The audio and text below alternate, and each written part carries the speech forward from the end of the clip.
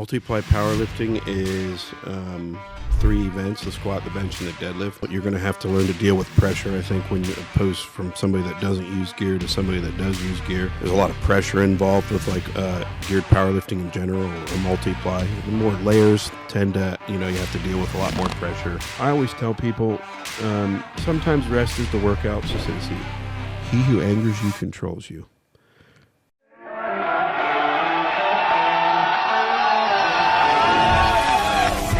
Sit down, keep it real, and cut the bullshit. Welcome to Table Talk. We have him back now. He's coming off the WPO Finals, which was just 3-4 weeks ago, correct? Yeah, a couple weeks ago. And he hit a 12:34, 975, and an 8:10 for a 3,020 total, which is not his all-time best, but I want to point out, I believe that's the 5th time that you've totaled over 3,000 pounds, which is a huge thing, because when you do something once, it doesn't really matter. Typically, it's an accident if you do it one time. It's an accident. So you do it 5 times, but his best lifts are 1273, 1047, and 826 for a 3103 total. I would say that he's, at this point in time, the greatest of all time in multiply powerlifting. I don't think anybody's going to argue or to debate that. So we're going to talk about training. We're going to talk about competing. We're going to talk about nutrition, which people want us to talk about, which should be an interesting conversation. Might be disappointing. Yeah, it might be a little disappointing with that part of all that. But before we continue on, for those people that don't know what multiply powerlifting is, how would you explain it?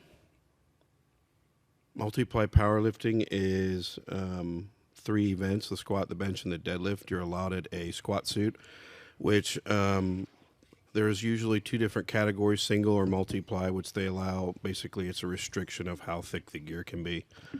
So a squat suit allows compression and essentially kind of protects you, and you get carryover from it. The bench press is kind of like, it's all compression, so it's a polyester. They call it a shirt, but it's not what you would think a shirt looks like. But yeah, and multiply deadlifting really isn't like a thing, really. You know what I mean? Like when we can multiply, when we look at like deadlifting, a lot of us wear less than more, because unless you're like those little Russians that can squeeze themselves in a suit and pull like 800 at a really small body weight, like you're not going to really get a lot out of a deadlift suit. So yeah, you get to wear equipment. That's what multiply powerlifting is. You get to wear equipment. And with the carryover that Dave's talking about, it pushes to the way I would explain it, it pushes the extreme to the point of powerlifting to a much higher level, where this is going to do it some disservice when I explain this. But take what you think that you can squat raw, and then harness your skill to be able to use the squat suit, and then have that allow you to squat 200 to 400 pounds more. Now take that out and hold it, right? And then you got to squat it. So you have to, it's not like you're just going to put this shit on and you're going to get this carryover. As with anything, there's a learning curve to it. You Yeah. know, you're going to have to learn to deal with pressure, I think, when you post from somebody that doesn't use gear to somebody that does use gear. There's a lot of pressure involved with geared powerlifting in general, or multiply. The more gear, the more layers tend to, you have to deal with a lot more pressure. Yeah. So, and a quick history of the sport. The sport goes all the way back to, I don't even know the original date, 60s, 70s, maybe even before that. Yeah. And it was raw, but then it quickly became, knee wraps got involved into the picture. They were putting tennis balls behind, you'd get ace bandages. I remember, people back from Westside, they told me, back in the day, we used to put tennis balls behind their knees and put ace bandages for knee wraps. Yeah. So the evolution of gear started pretty quick, and it was all single ply is when I got in the sport. In the 80s, it was all single ply, but the gear wasn't really that good. The ass would split out, in the bottom of the squat, bench shirts would tear. And then as the sport evolved, the gear got better. And there were different iterations of the gear through a period of time, where before it really got better, there was always this really fucked period where the manufacturers really didn't know what they were doing, and the lifters didn't know what they were doing. Well, I remember this might be during I want to say between 99 and 2000, 2003. I remember maybe 7, but I remember I used to see videos of Chuck wearing Carhartts. Yeah. He'd get a real tight pair of Carhartt pants and wear them as squat briefs. Well, the benchers became almost suicidal for a while because the denim was just getting way out of hand and all this other stuff. And then it probably There was a stint with canvas where they allowed canvas bench push, probably canvas shirts. shortly right after you got in, it started to really kind of balance out. Yeah, I think when they found like how many plies was too many plies, because there is an overkill. Like when you start, you know, me personally, everyone thinks I put all these plies on. Most of my stuff is 2 and 3 ply. You know, what I mean? Like my bench shirts are 3 ply because I can't get into like those big 1,000-pound benches and they hold together. Just 2 ply shirts just don't hold up to that kind of weight. But like briefs like that, those are, you know. There comes a point to where like gear gets so tight where you can't execute, you know, proper form and technique, because if, you know, form and technique equates to pounds in gear. So if you can have really good form and technique in gear, you're going to get a lot of carryover. And the more layers you put on, then you start fighting. Like for squats, an example, if you start wearing 3-ply briefs and you can't get down to depth, it's like, well, maybe the 3-ply brief isn't really what you need to do. You know what I'm saying? So it's like, there comes like a point of like a diminishing return with multiply. I think that's kind of why I like it, because it eventually sits in this medium of where you have to have a lot of skill, you have to have a lot of mental fortitude, and you have to be really fucking strong. Yes. So it kind of takes, you know, you could take a raw lifter and put him in, you know, multiply gear, and there's some of them have done. I think Habaika might have been one of them, who was a good raw lifter, and he came into gear, and now he's having a lot of good success. And I think they're, you know, like we were speaking about earlier, Louie would always say that, you know, the strongest guy is going to be the strongest guy. So, you know, the strongest, you know, if you put Dan Bell in gear, that guy's going to total something monstrous. Like, but it might take him a minute to learn it, you know what I mean? But he's the kind of guy, it's just that type of person is going to do whatever it takes and learn that stuff. Yeah, there's a learning curve associated, but the other part that I always liked about it is you got to figure out how to implement it into your training, because it will beat the shit out of you too, especially the better you get. Yeah, there's like I just said, like a point of diminishing return. Like gear causes gear. You know, when you wear powerlifting gear, it causes trauma. It causes damage, and a lot of what everybody wants to just take big weights all because it's fun. It's fun taking big weights. It's fun putting your bench suit on. It's fun putting your squat suit on. But sometimes like that causes damage, and you know, the more you do something, you know, Louie says as soon as your body acclimates to something, you immediately get worse at it. You know, so when people, all they want to do is like free squat and take big free squat weights, well, eventually your body's going to get used to that, and you're going to plane off, and your body's going to quit responding to it. Yeah. You know, so there's this pass off of not free squatting all the time. Like for me, it's box squatting. So, you know, I do a lot of box squatting and then I'll free squat. And you just have to, per the numbers that you do, like I was telling you earlier, you know, certain numbers cause like a level of trauma. So like, you know, like a 900-pound squatter isn't going to get the same kind of trauma that I would get. You know what I'm saying? So they might have to do more in an instance and I might do less. You know what I mean? Sometimes I say like rest is the workout.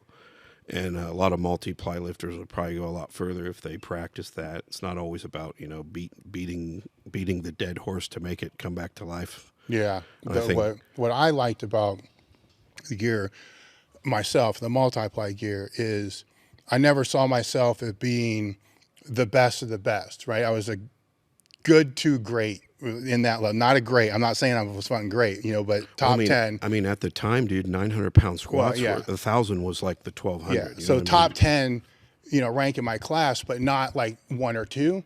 But this is what I loved about the multiply stuff. If I learned my shit, if I learned my gear better and figured out what worked for me better, then that was able to take me from, say, like the 25 or the 30 to the 10, right? Genetically, maybe I'm not supposed to be in that top 10, but I could find this other skill, like any other sport has a skill. Yeah. You practice football, you practice hockey, you practice archery, all this other kind of shit. You practice that to master it, to become better. Powerlifting was just squat, bench, and deadlift. For me, it's like, okay, now we have this gear. Here's a skill.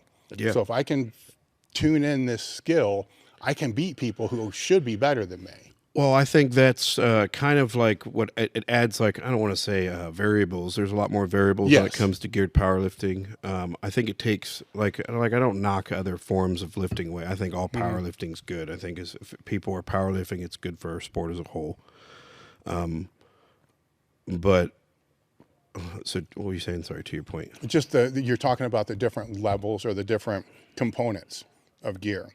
You know, that you have the skill component, then there's the training component, then the normal training component. So different levels of acquisition, skill acquisition. I just totally lost my train of thought. No, I get where you're going with that. The Sorry, guys. That's all right. Let's go into, because the last time we spoke, you were getting ready for, or in the process of starting to get ready for the WPO, which now the meet's over. So how did that training process for the meet go? And then how did the meet go? So we'll just do like a meet recap.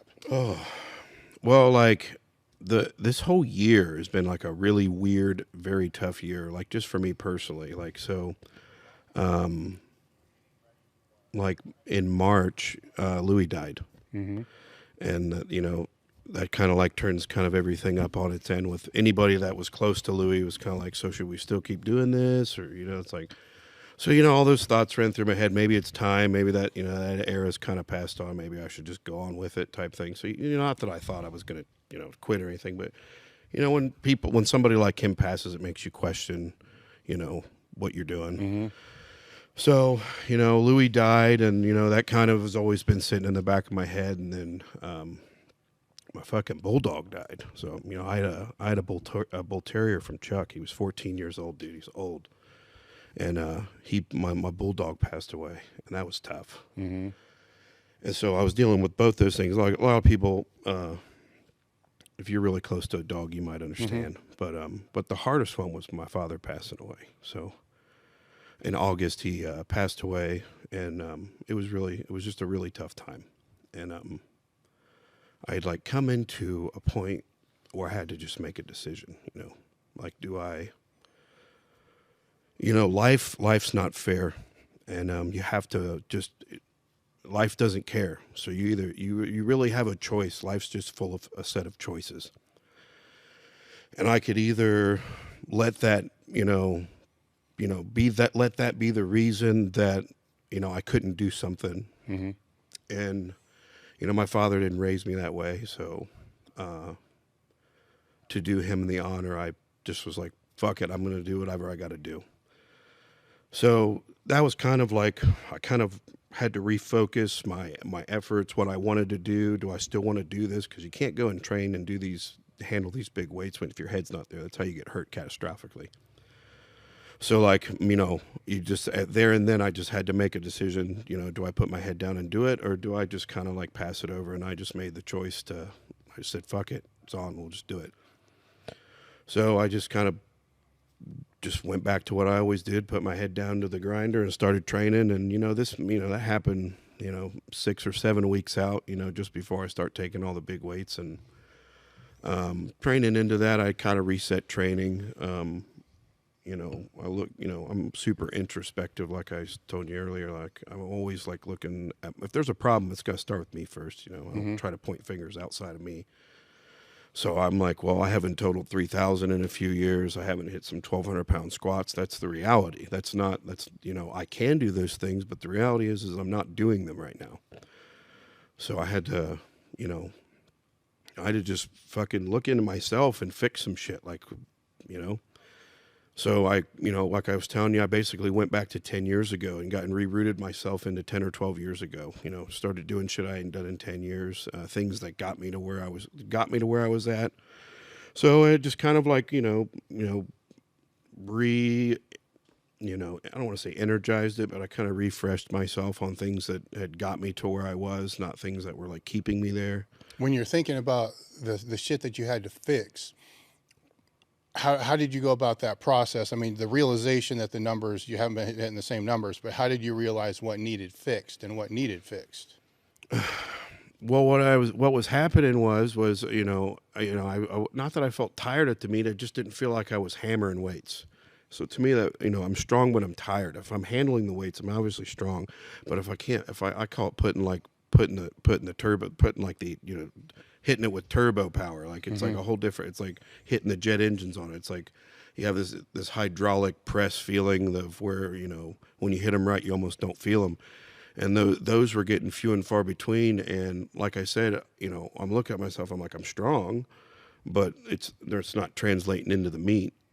So I'm, you know, to me, I thought I was tired and doing too much. I got caught up in trying to push things up that were like training numbers, so like training percentages. I kept trying to push up to try to push a, you know, a 1 rep max. So I'll give you an example. If I wanted to squat like 1325 or something like that, I was squatting for percentages of 1400 because I thought that I would land back at 1300, and it just didn't work out that way.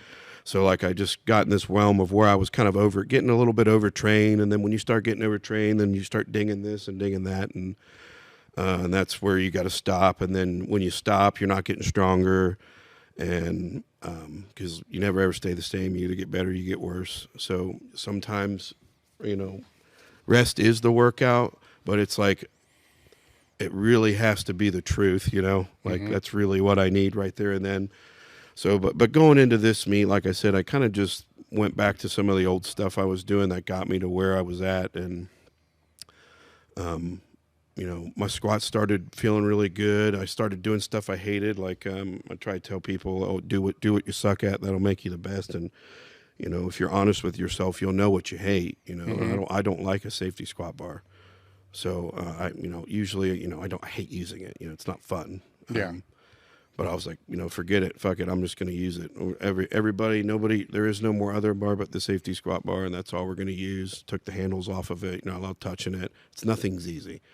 So I just went to what was the hardest thing, because sometimes you just have to go do the hard thing. You know, like people, they always want to do 2 easy things or 2 medium things to get the big thing. And sometimes you have to narrow is the road. You know what I mean? Like narrow is the gate you want to go through. So you took all straight bar out and then replaced it with safety bar? Yeah. And then how often would the straight bar come back? It would depend. Sometimes, usually I try to, it kind of depends, 4 or 5 weeks, you know, once a month. Yeah. You know, every third or fourth week, it would just kind of depend on where people were at, where I was at. Sometimes I'd have to wait another week and go if I was too beat up from doing something. Because sometimes in there, you know, you're throwing heavy deadlifts in, and when all you're doing safety squat bar and you throw a heavy deadlift in, it doesn't really make for a good squat workout after that. So for me, like, I kind of just pulled back because I know that I've been doing this for so long. I'm strong. So I'm not going to get unstrong in 2 weeks. You know what I'm saying? So the squats were going really well. You know, I was hitting, you know, 1250s in training and stuff like that. I thought, you know, I had gone back to what got me to 31, and to set a 3,100 pound total up, I have to set those numbers up. You can't just go the meet and do it. Yeah. Like I did it. When I did it, that's what happened. But then you'll hear me say results not typical. That worked one time. It didn't make all the, you know. So I just went back. I'm like, well, I got to total something in the 3s first to set up a 3,100 pound total. I got to get my body to understand the sequence of weights that it's going to hit. It's like, well, I've already done these 2. I just got to add another one, and then there's 31. That's just how I think. Yeah. And so yeah. Now with your squat wave, last time you were out, you said it's essentially a 3-week wave, right? Yeah, it's like at the West Side split. It's really I always tell people it's really like identical to the West Side book of methods. We do 3-week waves of squatting. And then the 4th is your gear, though. Yeah, so that's where I told you me and Louie would always have fits. Like he would always, max effort lower to him, squats, a heavy squat should have been done on a Monday. So, you know, I squatted on Friday, you know, max effort lower or deadlift day, which I just dubbed a deadlift day, was on Monday. And I would do a max effort pull variation. Yeah. And Fridays were just reserved for squatting. That's just what I did. And he would give me shit all the time. He's like, well, that's not max effort. I was like, well, why can't I do it this way? And, you know, then he just throws hands up and walk away. And I was like, well, you can't do it that. I was like, well, it makes sense to me. You know, it might not make sense to you. But so, like I said, I would always, instead of coming in on a Monday and doing it, like I would just take a deload week, get some rest, you know, Yeah. and then free squat the next week. Set myself up for success, not just train myself. So it's a 5 week, right? So you have week 1, week 2, week 3 deload, and then week 5 is sometimes, and a lot of that time it depends on how far you are out from the meet. Because when I get closer, I'm a lot stronger and I'm in better shape, so I don't necessarily have to. I can go on that 4th week. I try. So when I get closer, dude, when you get closer in the meets, you have to handle heavy weights. Yeah. Like you can't just take openers, you know, a couple weeks out and think that is going to help you squat a 1 rep max or something. Your body like only knows like the last thing you did. So you know when I'm going into meets, I'm not trying to pull a workout. I'm trying to stack stuff going into a meet. So if I'm like, you know, if you're 6 weeks through a 12-week training cycle, that's kind of where I would pick like, hey, do I need an extra week here? You know, because I'm kind of in the middle of the training cycle. I'm not really in the kind of shape I'm going to be in the next 3 or 4 weeks.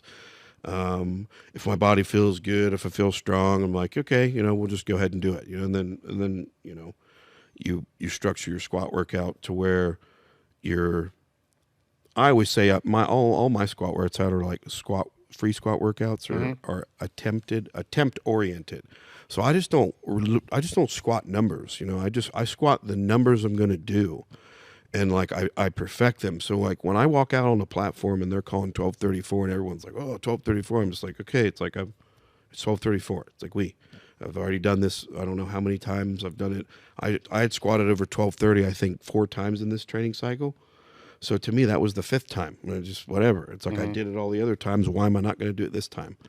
So it's like a lot of it's like a mental thing, I think. Is that progressing down on chains though? With that, it does, but it also involves adding another attempt. So like sometimes for the chain squat, the you know, for me I kind of just stay around a 2 for a lot of the times, and I'll start at 2s and then you'll add attempts and then drop the chains and then pull the. So I'm getting kind of talking too fast, but so like if I'm far out from a meet, I will take like my first and second attempts on 2. So, you know, that might have been the 1165 and a 1235 or 2 is the like. length of the chain. Correct. Yeah. The height. Yeah. And, you know, then when the cycle comes back around, I might stay on a 2-inch chain and I might work up to whatever I want my 3rd attempt to be, which could be, you know, you'd spend around 1300. So, you know, I'll take something around that weight. And so we're on 2-inch chains. So, usually I learned this from Phil Harrington. Usually we would work up on a 2 and he would pull the chain and go back to the opener and do the opener to depth. So then you've like reset your body to be at a lower chain. Does that make sense? Yeah. So we would work up to this weight on a 2. So I would take like, for example, I would go like 1160 on a 2, like 1230 something on a 2, and then close to 13. And then I would take 100 and some pounds off and pull the chain and have my girl call my depth. And she's really good at calling depth. So like, it puts me. That's another thing. You need somebody that can put you in the same spot every time, and I have help like that, and so yeah, I would have a breaking parallel chain. So if I can get, you know, I would set it down lower, and usually that breaking parallel chain is like 3. I call it the 3 white light chain because if you can scrape it, you're getting 3 white lights. So I always have a camera on that just so I can see how far I am on the chain, and then I have somebody call my depth. I usually have a couple different camera angles. Like doing back in the day, I record like 4 different camera angles just to see, and almost like after a while of like seeing the camera angles, I could see them in my head. So it's like I was like watching a movie in my head from all the different camera angles while I was squatting. Maybe I'm weird, but that's kind of like how I viewed it. Yeah. When are you reviewing the film? Is it right after the training? Yeah, during like the training? I remember me and Phil Harrington, we would record every rep of every workout, even to the. I don't do it so much now, but like coming up, these are things. If you really want to be good, I would record every single repetition, every single set. I would record my my assistance movements so I could watch them.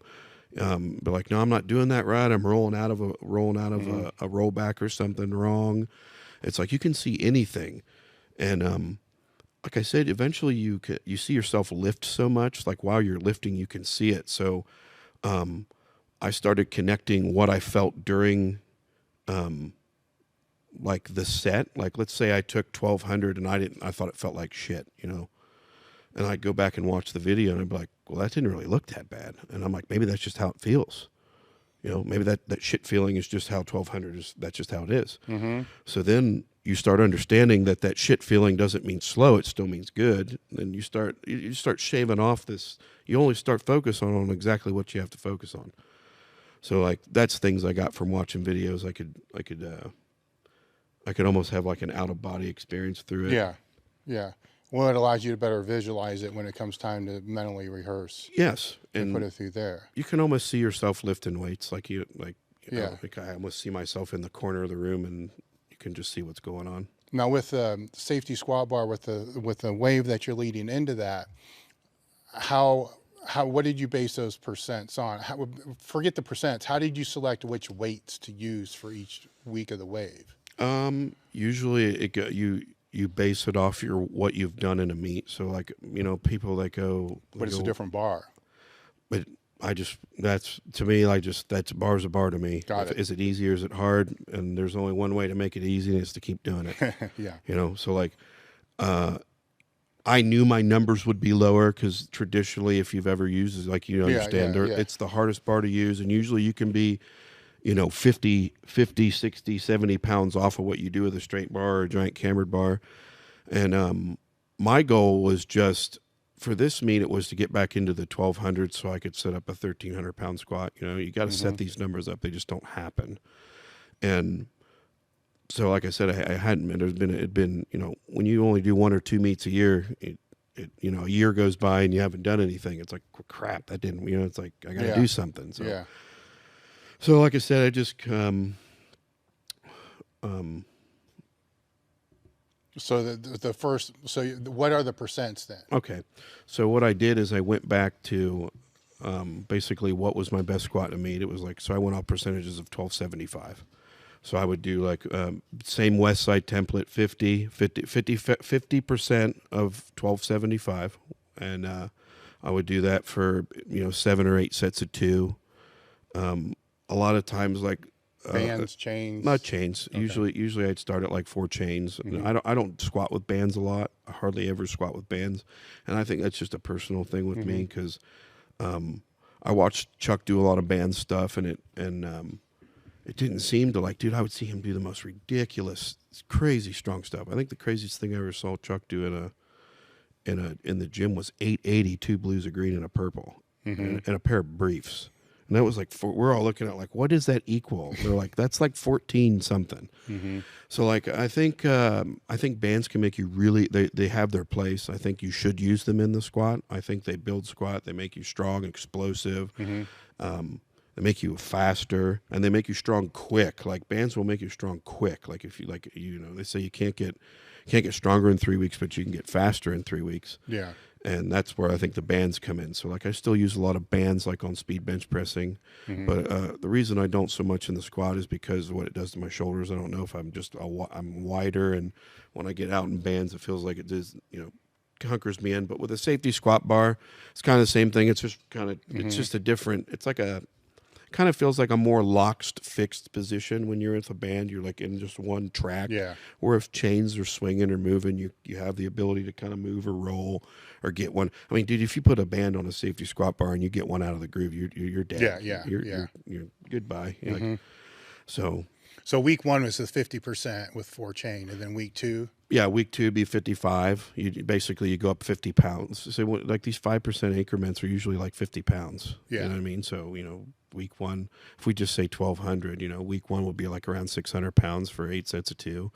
And then the second with 4 chains. And then generally when I'm further out from the meet, I'll add more accommodating resistance rather than bar weight, So like that second week, instead of, raising the percentage so much, I might add a chain and then half of my sets add the 55%. So like the first 4 sets might be 50% with the chain, and then the next 4 sets might be 655. You know what I'm saying? Yeah.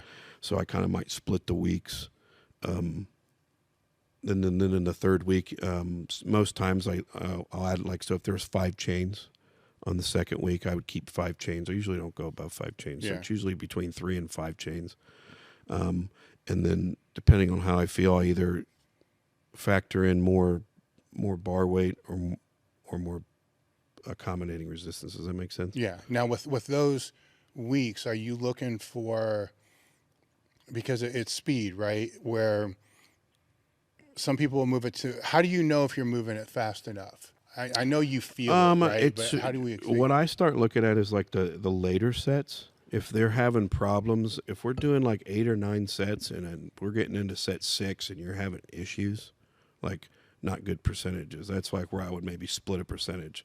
So like Lily would be one. Like if let's say she was just tired, she's just an example that I'll use. Like she uses everything we use, so I have to keep an eye on her to make sure she doesn't get overtrained. Because when I see her start to get tired, and like I said, usually when you get into the workout, you either hit that groove of where shit's just in a rhythm, or you starting to fight through a workout. You know what I mean? When you see people starting to fight, you're like, oh, you start looking, oh, what'd you do these other 2 days? Oh, you deadlifted. That's probably what's going on.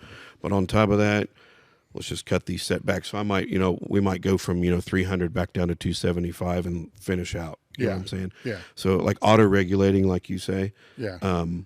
There's a lot of that. So a lot of it, what you're presented with should be how you conduct the workout.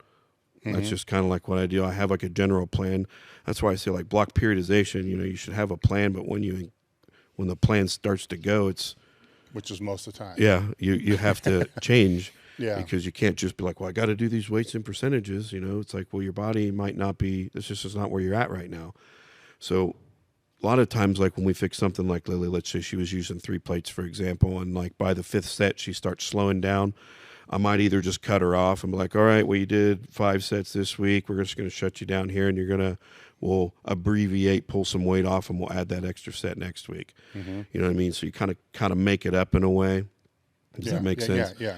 So you don't have it this week, we'll pass it off to next week.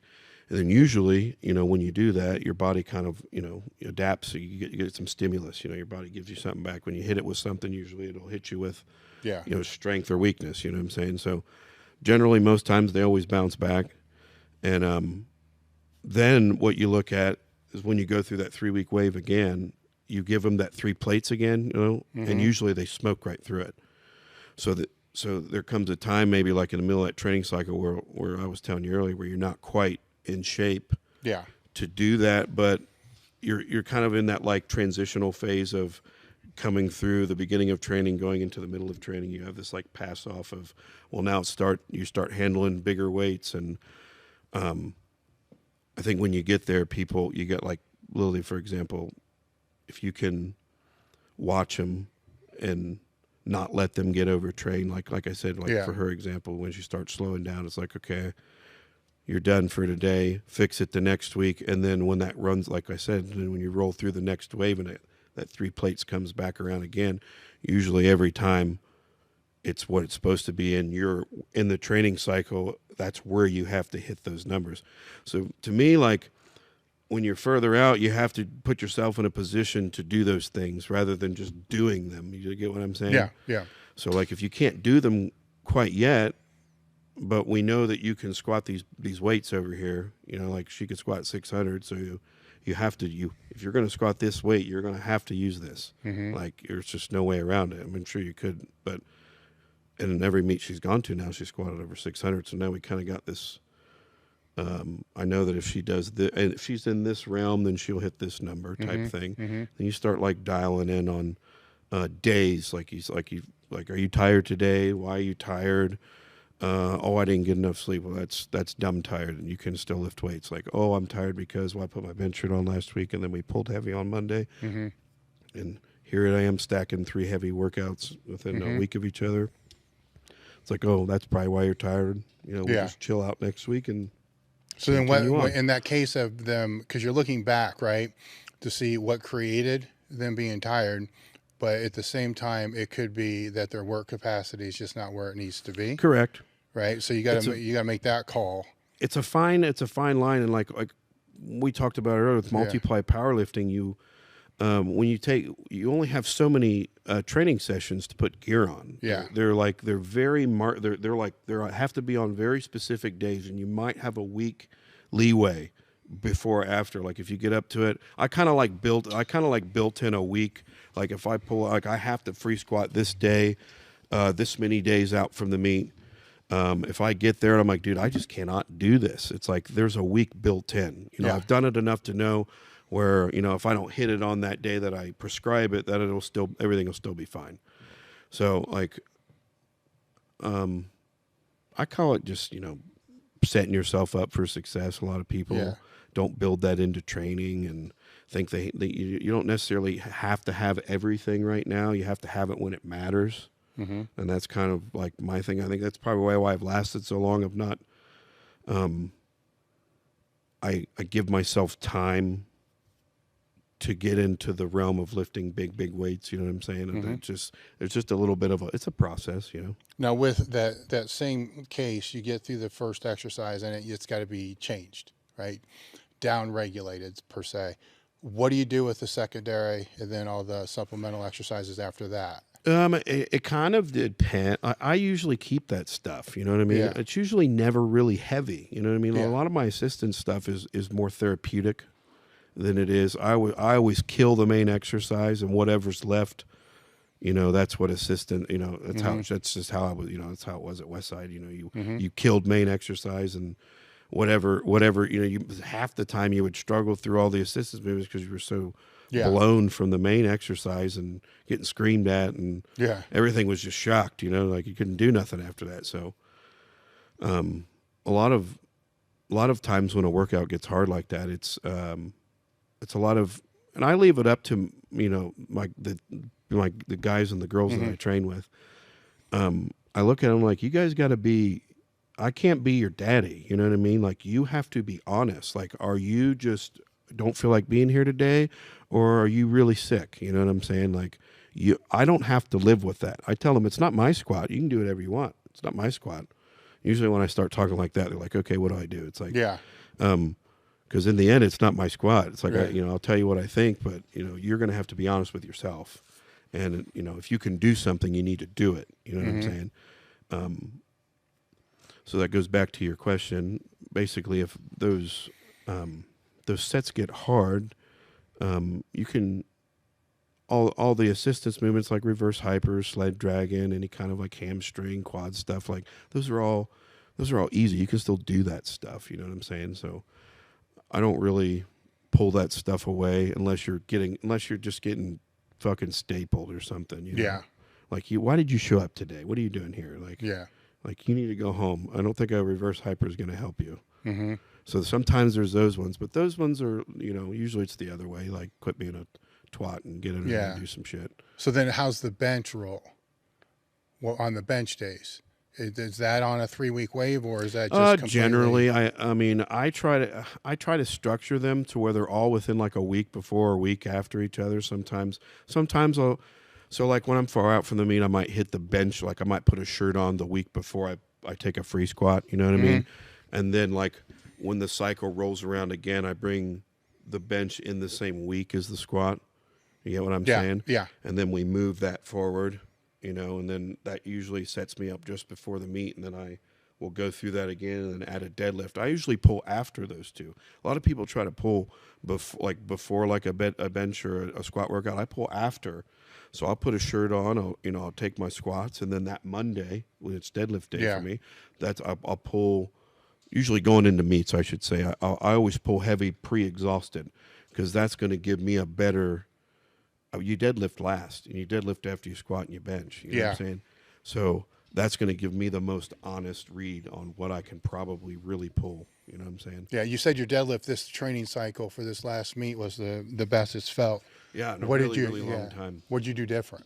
Really not like, just most any of the like really strong guys will tell you it's just real basic stuff and being healthy. So like, really all I did was switch everything back to that safety squat bar.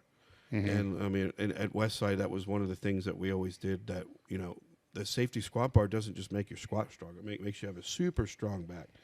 So it'll make your deadlift go up. So you know. Rather than deadlifting, see at Westside, one of the things we didn't pull a lot. You know, we did a lot of stuff around the deadlift that made your deadlift strong. And so I knew in this instance that a safety squat bar would give me like deadlift points, so to say. You know, that would bring it complements the deadlift. So a lot of it was my hamstring. You know, like at the last year's WPO, I half tore my hamstring off, and I just got to the point where I could finally start pulling again, and not, you know, I wasn't pulling and looking at it like, okay, stay there. Is it still there? Yeah, you know. So that helped, you know, when I could get back into, you know, just ripping big weights again and stuff. What I started doing a lot of, I just started deadlifting a lot, like more. I did more mat pulls. I just deadlifted more. Like, so when you're tore up and stuff, deadlifts just feel like shit. What do you mean by mat pulls? The plates on mats, or Yeah, you like standing? it would be the equivalent of like a block pull. So Yeah. we would put the weight on top of a 1 or a 2 inch mat. You know, it's like I can't say it's like the board press. You'll see me. There's a lot of parallels in my training. Mm-hmm. You know, I do like chain squats at heights. You know, I do deadlift mats. Those are heights, and bench pressing boards. They're heights. You know, it's really basic stuff. But like benching this cycle was wild. Like I was telling you earlier, just if we talk about going in this WPO meet, the squatting went really well. You know, training I was doing a minimalist training, I would say, doing only what I had to get. I would do exactly what I had to do and see the result. And if I was getting the result, I would just stick to that and add a little bit more. You know what I mean? I really wasn't trying to kill it. I was just like, I'm just going to do these things and see if it yields this number. And I did those things, and it yielded that number. So the squats went really good, and the training was really solid leading into that. The bench training was like, it started off all right. You know, like I don't remember. I was doing some board presses, and I tweaked. I've just been tweaking pecs left and right, and you know, with all the stuff like I mentioned, you know, like with, you know, Louie passing, my bulldog died, and my dad passing away, dude. I was 312 in March. You know what I mean? Yeah. And I think I weighed in at 289. So like, dude, I was just losing. You know, I was just stressed out, losing weight, and tweaking pecs. You know, usually when you start getting dehydrated and you're losing weight and your stuff starts tweaking everywhere, and you got to try to like hold it together. So that's kind of what I was doing. And then I think I was. I don't know, 8 weeks out from this meet, and I was doing some raw board pressing, and I was doing 2 board, and I hit 655 for one, and I went to do the second one, and I did it, and I put it up. I kind of hold them at the top extra long, just something I do. And I was like, what the fuck did I just do? Like, I didn't feel anything pop. I didn't feel anything, like, I didn't feel heat like I tore it. Just felt like I strained the shit out of it, dude. Like, it was mad. And, like, you know, it was balled up, and I was like, crap. So I couldn't really do a lot. I didn't do a ton of benching. I couldn't. You know, this kind of goes back to the first podcast we did, where before I totaled 3,000, when I screwed my ribs up, I didn't put a bench shirt on for 10 weeks going into that meet. So like, I'm like, well, I've been here before. I know I can put a bench shirt on at the meet, and I should be all right, you know. So I'm just referencing. So I was like, okay, I just kind of went with the flow, you know. It's like, so I went, I don't know, maybe 3 weeks out from the meet. I was like, I'm going to try to put a bench shirt on just to maybe try to find a shirt I want to try to use. And I put a shirt on, and they handed me like 935 or something like that. And I pushed it up, and I felt my pec twinge. I was like, man, like I'm 3 weeks out from this meet. It's like, yeah, like it's hard, you know what I mean? Because you know what you can do, but you know if you do it, you're going to hurt yourself. Like I know I can physically do more right now because this doesn't feel heavy. I'm just feeling this, but if I do more, this is going to tear, and then I won't be able to do anything. So then you start weighing all this stuff. Okay, I'm 3 weeks out from a meet. What the hell do I do now? I don't even know what bench shirt I'm going to use. Just tons of crap. Yeah. And I'm just like, whatever, I'll just do it. You just decide. I tell some of my guys, sometimes you just got to decide. Just do it. Just decide to. And if you don't do it, then you don't do it. But just you decided to do. Don't just sit there and wonder and you know, blah, blah, blah. You just decide to do something and just go for it. So I just decided I'm just going to do it in the warm-up room. Yeah. Fuck it. Yeah. And so the squats, maybe we can talk about the squats a little bit. But so I went to the meet, and I was warming up in this last WPO meet. Yeah. Hadn't had a bench shirt on in 8 weeks. I mean, if you count that one I did 3 weeks out, I don't count that because I couldn't do anything. But I hadn't been in a shirt usually I'm in it, you know, every 2 or 3 weeks I can put a shirt on, you know what I'm saying? And here I am. I got a stretch of, at 8, 9 weeks, and I ain't had a shirt on. And I'm just like, well, whatever. So I remember we were warming up, and I just chose one. And it was one I thought that was big. I was like, I'll just put this shirt on, and I'll be able to touch something, whatever. I put it on in the warm-up room. I remember I took 600, and I couldn't touch 600 to a two board. I'm going like, what the hell? Like, I'm hearing seams pop. And that's not good. That's not going to work. So I took let me get a drink of water here. Sorry, I took that bench shirt off, and then I was like, give me another one out of there. What's that one say? And it was a bigger sleeve. And I tried that one, and that one basically cut me in half. So I remember I went to like 700, and it came down, and it felt like it didn't do nothing. And I'm going like, well, that one's just like I was like, that one's too much. This one's not enough. I was like, what else do I have in there? And they're like, we have these. They're just holding bench shirts up, like shaking their head, like, I don't know. Like, you tell me. I was like, what's that one say? And he looked at it, and it said WPO on the tag. And I was like, what's the sign? Give me that shirt. I'll take that one. So I just put that shirt on, and I remember I took one more back there. I took 875 to a one board, and I just put that shirt on, put 875 on, took it in the warm-up room. And I didn't feel my pec. I was like, okay, well, don't move. We got one. I'll just try it. Here we go, So I remember I opened with like 925. I'd lowered it big time. I just didn't know. Yeah. And so I did it. It was fine. I was like, okay, sweet. I'll take 975 was my second. And it felt fine. Like, just to me, those are just numbers that I should always be able to do. Yeah. So, like, when I say you conquer numbers, Yeah. I've conquered those numbers years and years ago. Yeah. So, like me, I'm just revisiting the town. Oh, hello, how you doing? Like, been here before, remember me? So, then by that time, I just felt like that strain feeling, like in my shoulder and my pec. Like, if I did another one, I'd probably do something to it. And usually that's where people are like, well, I'm at the meet. I just kind of like, I don't know if I've said this, but like when you get presented the opportunity to total 3,000, you fucking take it. You don't just get greedy.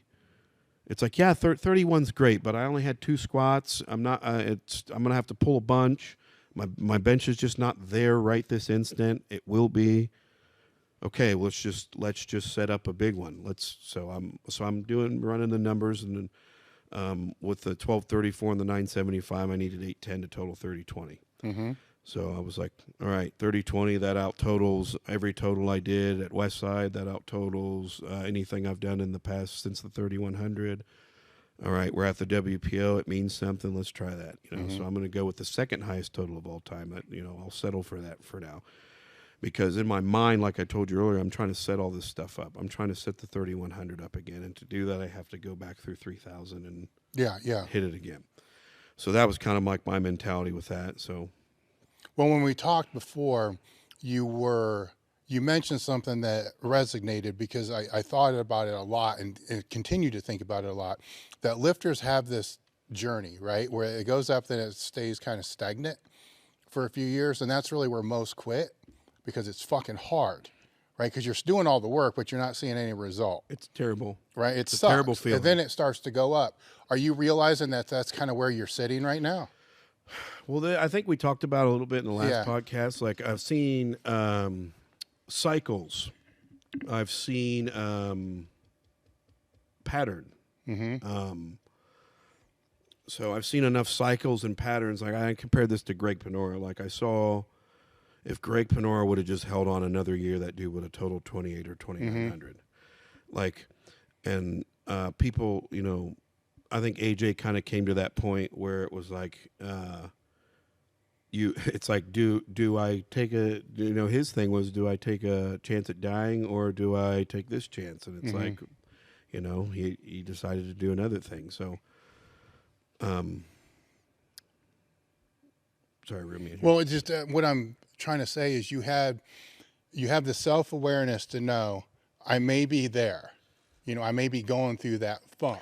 So right pattern now. cycles. Yeah, so that's what I'm trying to say. I guess like I've done this. I think this is year 19 for me. Like I've been competing in powerlifting meets for 19 straight years. Like I haven't had a year off. Yeah. Every year I did something.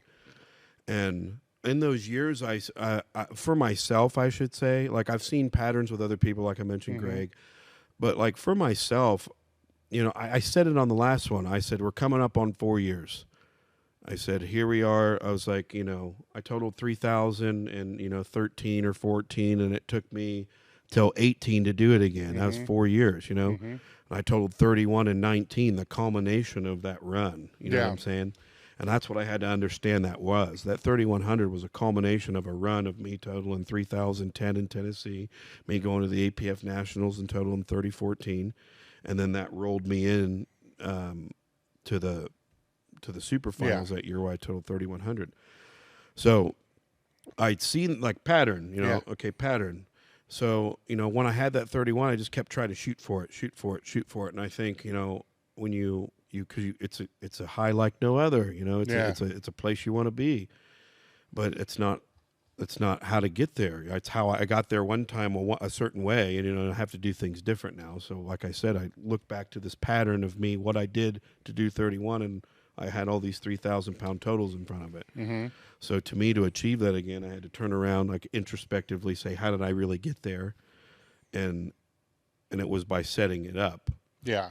And so that's by setting it up and doing what you did, you know, and reevaluating expectations and, you know, regulating the training a little bit more is probably why you're not all tore the fuck up, because most people are going to get super tore up trying to beat their head against a wall.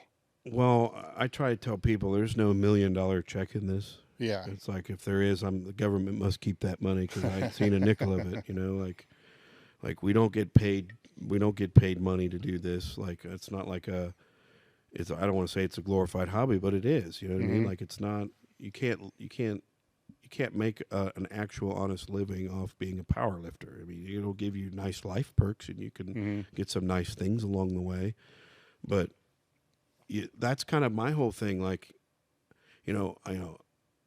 I run a business. I can't get myself hurt. You know what I mean? If I do, I can't work, you know? So it's like, I always have that in the back of my head. So it's like,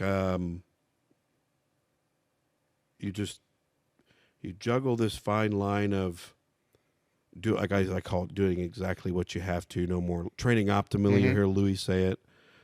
Doing no more, no less, do exactly what you have to. And sometimes finding out, and that's a journey a lot of people don't understand, finding out exactly what you have to do is a process. And sometimes that process can take years. And a lot of people, like we talk about, they go to that 3-year mark and it gets hard and they quit.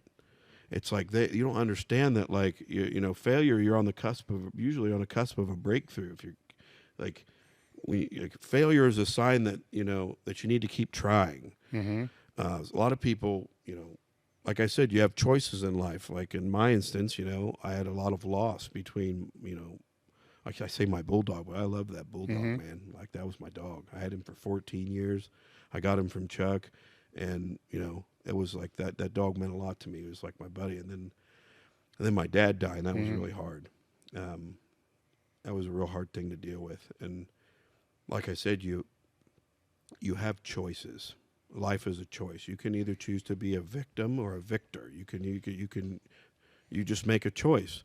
You say, fuck it. Like, no one's coming to save you. You know what I'm saying? Like, no one's coming to save you. You have to get up off your ass and do it. And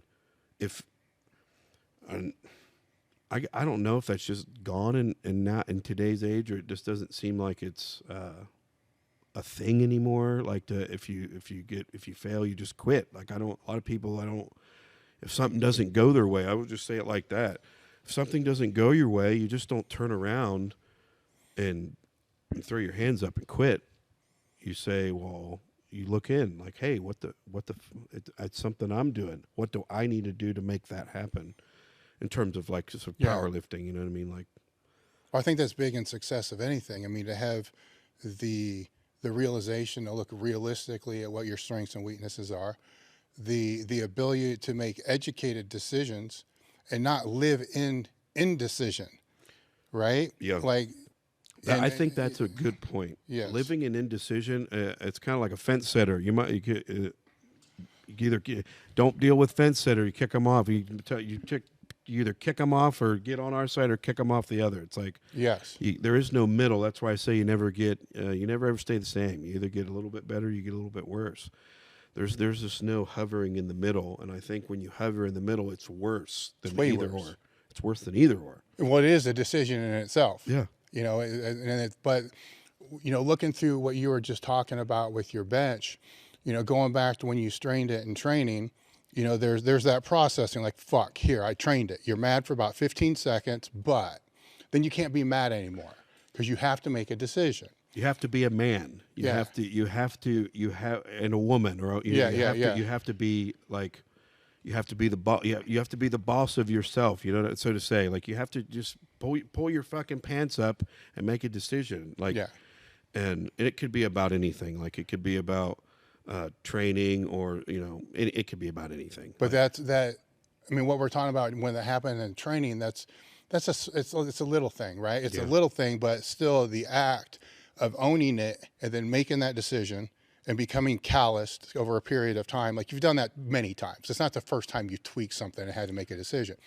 But come game day, come the day of the meet, right? Now you have to make that same decision on a much bigger scale, but you're chill because you've already done this shit so many times before. It's almost like that decision I made 8 weeks before the meet turned into a 3,000-pound 20-pound total. It did. So like that, you have to understand, like, where life is choices. Like, you make a choice back here, it will reverberate up here. You know what I'm saying? Like, it will reverberate on the finish line, so to say. Like, so it'll reverberate worse though, because if you haven't developed the skills to be able to lean into those choices through the training, and then say the first time you had to deal with this ever was at a meet, and the shirt don't work, you're pulling out of the meet.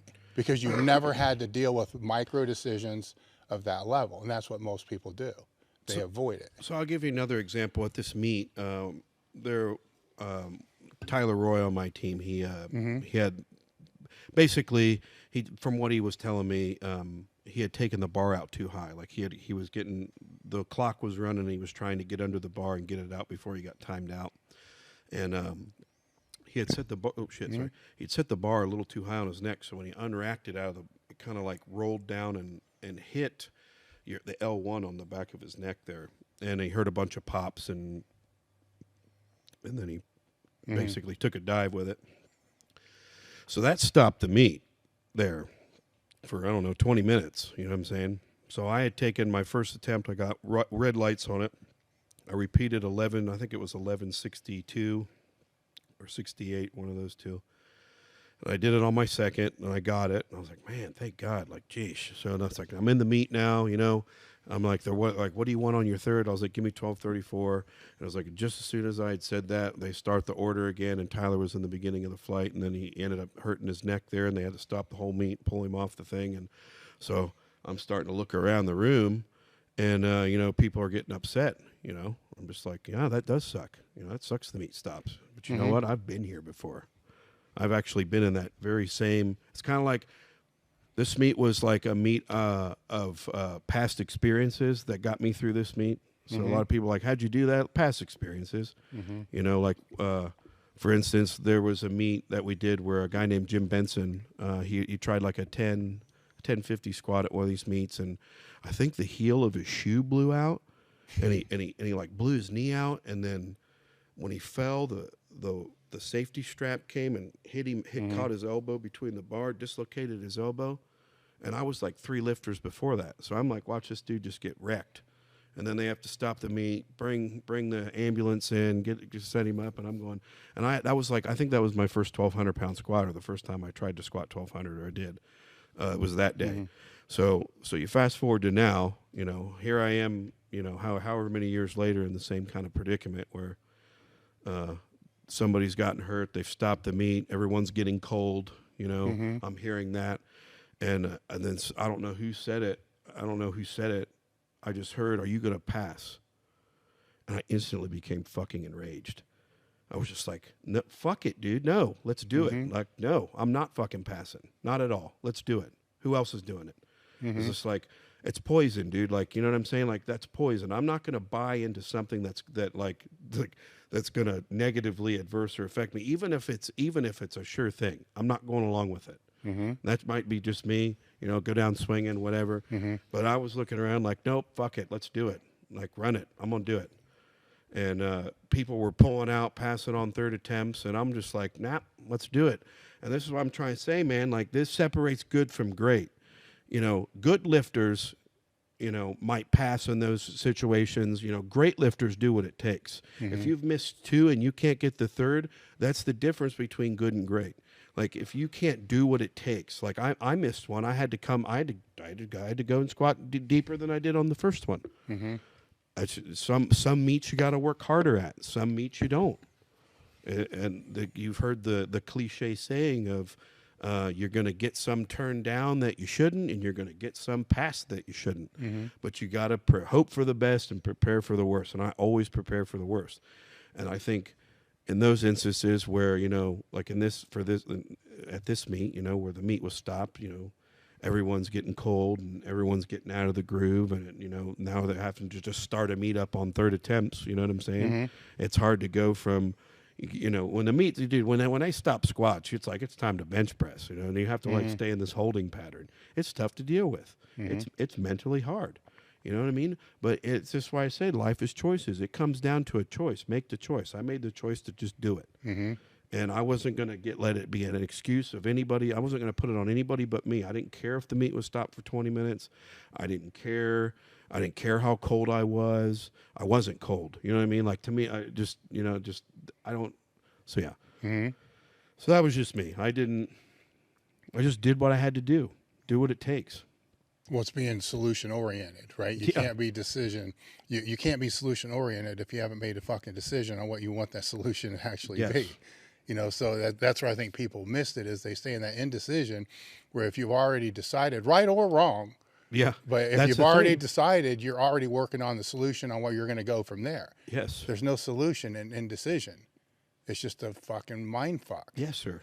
Everybody knows, you know what I'm saying? This is the crazy thing. It's easier said than done, man. Like, and then this stuff that you just don't wake up with it. You know what I mean? It took me a lot, being in the fire. You know what I mean? Like, I always went to the hard meets. I always went to the worlds. You know what I mean? Like the APF Nationals, the WPC Worlds, any of the WPO, you know, Super Finals or the semifinals, anything like that, dude.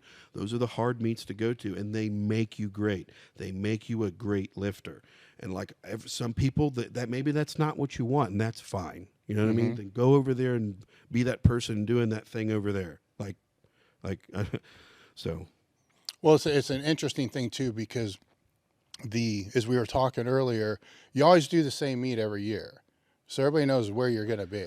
Yeah, I'm not hard to find. You know, I mean, if you want to lift against me, I'm not hard to find. I remember I told you this earlier. Like Louie would always say, if you want to be the king, you got to come challenge the king. Yeah. And I wasn't the king all the time. You know what I mean? Like I was telling you, Sean Franco was the king before me, and I had to go to every meet and get my ass whipped by Sean Franco for years.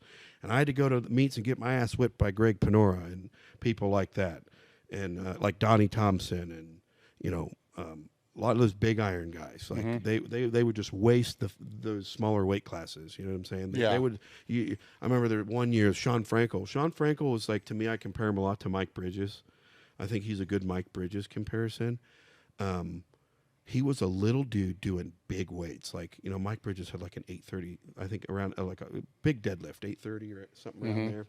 And man, I remember one year I went to this the Power Station Pro-Am, and Sean Franco bench it was like 850 at 854 at 198, and we're just looking at this little dude like, how is this little guy benching like this much weight? Yeah, so just wild stuff like that. Like I don't really know. Well, powerlifting is intriguing to me because a few weeks back I had Blaine Sumner out, right? So now Blaine. Yeah, now you got a single ply guy that came into the sport. I really wish he would. I'm not trying to like start shit here, but like, dude, like Blaine is a guy that I wish one time that we could just meet somewhere for the greater good of it all. Yeah. Like, and I think, and I don't think it's because Blaine doesn't want to. I think it's a lot of his health. He's got a lot. I think he's got a lot of back injuries and walk it like, and it's just what it is. You know what I mean? Yeah. Well, there's other factors to where what I said for him, because I don't think he'll say it. Like when you're in the IPF and that whole track, if he leaves and competes, Correct, and equipped, he can never go correct. back. He's going to get suspended for a year, and he can't even train clients in the IPF anymore. So he's given up his livelihood Yeah. for something he may or may not like. I understand Yeah, that. you know, I understand that. You know, which is, and I get it, I right? do. And everybody, I think put everybody, you put a big chunk of your life into something Oh, yeah. and building something. You just don't want to, you know, for one. In his eyes, this Yeah. is a one-off thing. yeah. Well, it's all he knows, right? Correct. Where all you know is this multiply route because that's all you've ever done. And then there's the raw that all they know is that. But what kills me is the raw is like, well, why doesn't Dave take the shit off and come compete raw? It's like he's been doing this for 25 years this way, you know, at this level. You know, it can go back. Why don't you put the gear on and come here? I've always asked that. You know? What I mean? A lot of people always ask me about raw, dude. I'm strong raw. Like I'm not going to toot a raw horn here. What do I think I could put big raw totals up? Sure. Do I think I could bench big ass raw benches? Yes. I could. Do I think I could pull literally the same without any gear? Yeah. Like, but the long and the short of reason why I don't do raw powerlifting is it will destroy me. Like Yeah. I can't. Like Well, I'm the not, whole thing that's intriguing to me is it doesn't matter which discipline you're in. If you're the best at it, people want you to do a different one. Like, Yeah. why can't you just respect what they fucking have been doing for 20 years? I just don't go along with fads, man. I said I want to be the best at this. Yeah. And just because this, like, it was like when Raw came along, everyone's like, "Well, multiply's dead," you know, just it's a thing of the past. Everyone's moved past that. We're doing Raw now. It's like, no, you're doing fucking Raw, not me. I don't like you. Don't dictate my. You don't tell me what to do. You know what I mean? Like I'm gonna do what I'm gonna do, and if you don't want any of this smoke, then stay over there in Raw world. Like I don't like.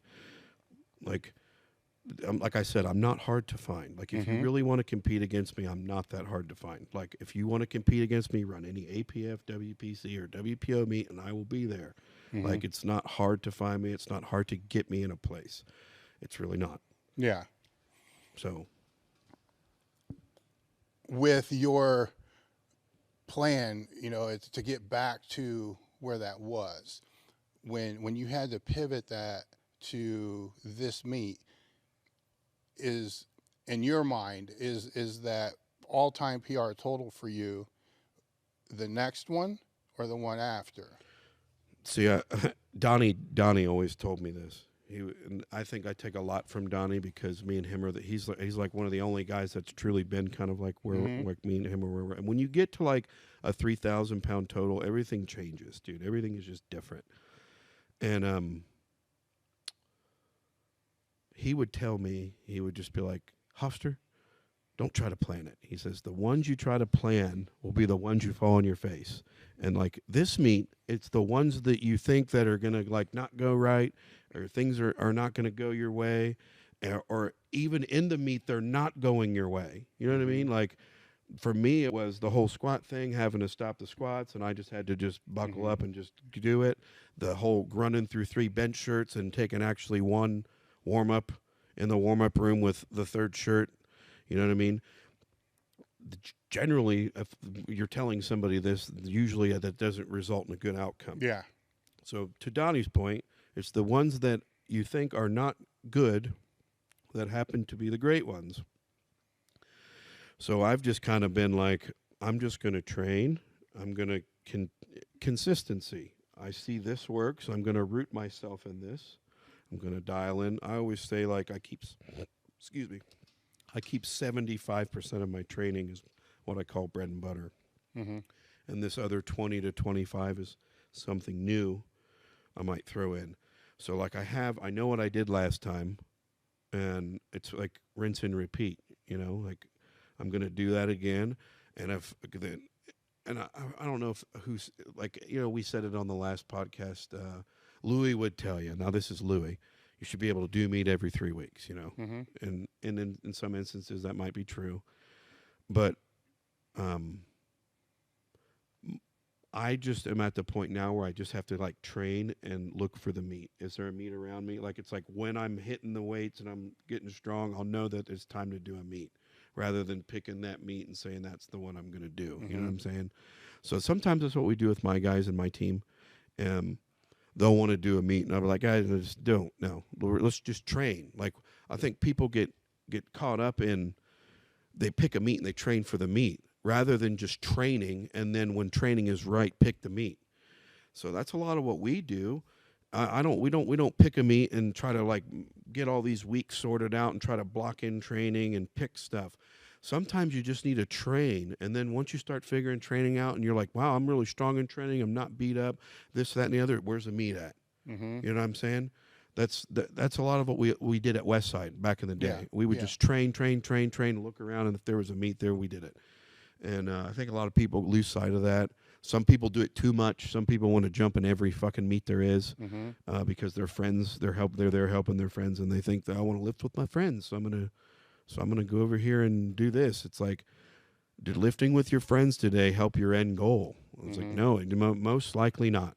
You know, like, and this goes back to like, not everybody wants the same thing, and that's okay. Like, so like I'm a super critical person of myself.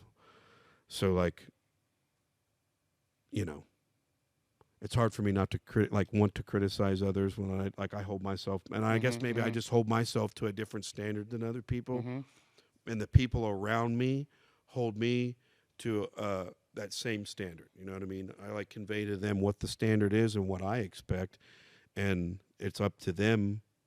I don't want to compare it to Westside, but it's a lot of the same. If you're not contributing, if you're not here helping the end goal, then you're not going to last here. It's like, and I think people need that. Like, you need that, like, consequence. This is what I was telling you before. There's no consequence in a lot of this shit.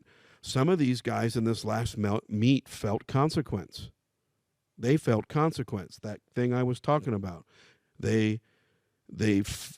There was something. Let's just get introspectively. We can blame anything that happened at the meet. I don't blame one thing that happened at the meet. I thought the judging was fine. I didn't think that they were, you know. I will say you want to call it strict judging. There's been some meets where I felt like I had to work more to get lifts, and it just felt that way in the squat, you know. And that could have been that I maybe hadn't squatted in a meet all year. That could be me, you know. So I think people are quick to blame judges and blame meet directors, and there's like a way to get your point across. And I think this generation of, oh no, this went wrong with me. Let me, as soon as I walk out of the meet, let me make a bullshit Facebook post and put everybody on blast. Like that's going to fix anything, you know, that kind of stuff. It's like, be a man, be a woman. If there's a problem with something, how do adults fix them? They sit down, they talk about it, like, hey, these are the things I like, these are the things I didn't. You know what I mean? I like these things, maybe changed, you know, if you want to have better outcome next time. And that's just if you have a problem with anything, like with meet directors in general. So I think people quit running home and bitching and just and talk to somebody. Use your words, you know, don't like, it's like there's powerlifting in general can be really good if just a lot of stupid shit like that gets put aside. It's like, it's not that hard to. It's always been there, though. That's another thing. It's not like this is new. So no, everybody that is getting before the internet. I lifted in the time before Go Heavy. Remember Go Heavy? Yeah, oh yeah. So I come from the time of like the forums where they just rip you apart on a forum. You didn't have Facebook or that shit. So like back in the day, you didn't really hear that stuff, and the people would come up and they would you would know, they would tell you. Now it's like, it's all these like he said, she said crap, and it's just like, I think as society as a whole can just benefit from just communicating if you have an issue and not point a finger. You know what I mean? That's just me. I'm kind of solution oriented. Yeah. I'm not like, they did this to me, or like, oh, my bench shirt blew out. It's this person's fault. You know what I mean? It's like, no, that bench shirt just blew out, and I'm sure we can get another one. Yeah. It's like, come on, like, we don't have to be a bitch about absolutely everything that goes wrong in your life or wrong with you in an instant. Just like I said, it's always been there, because even before the internet, it would be something that Herb Glossbrenner would write about, say, the APF Nationals in Powerlifting USA. You know, so-and-so squat was a tad high, but, you know, it got passed. just like one fucking sentence.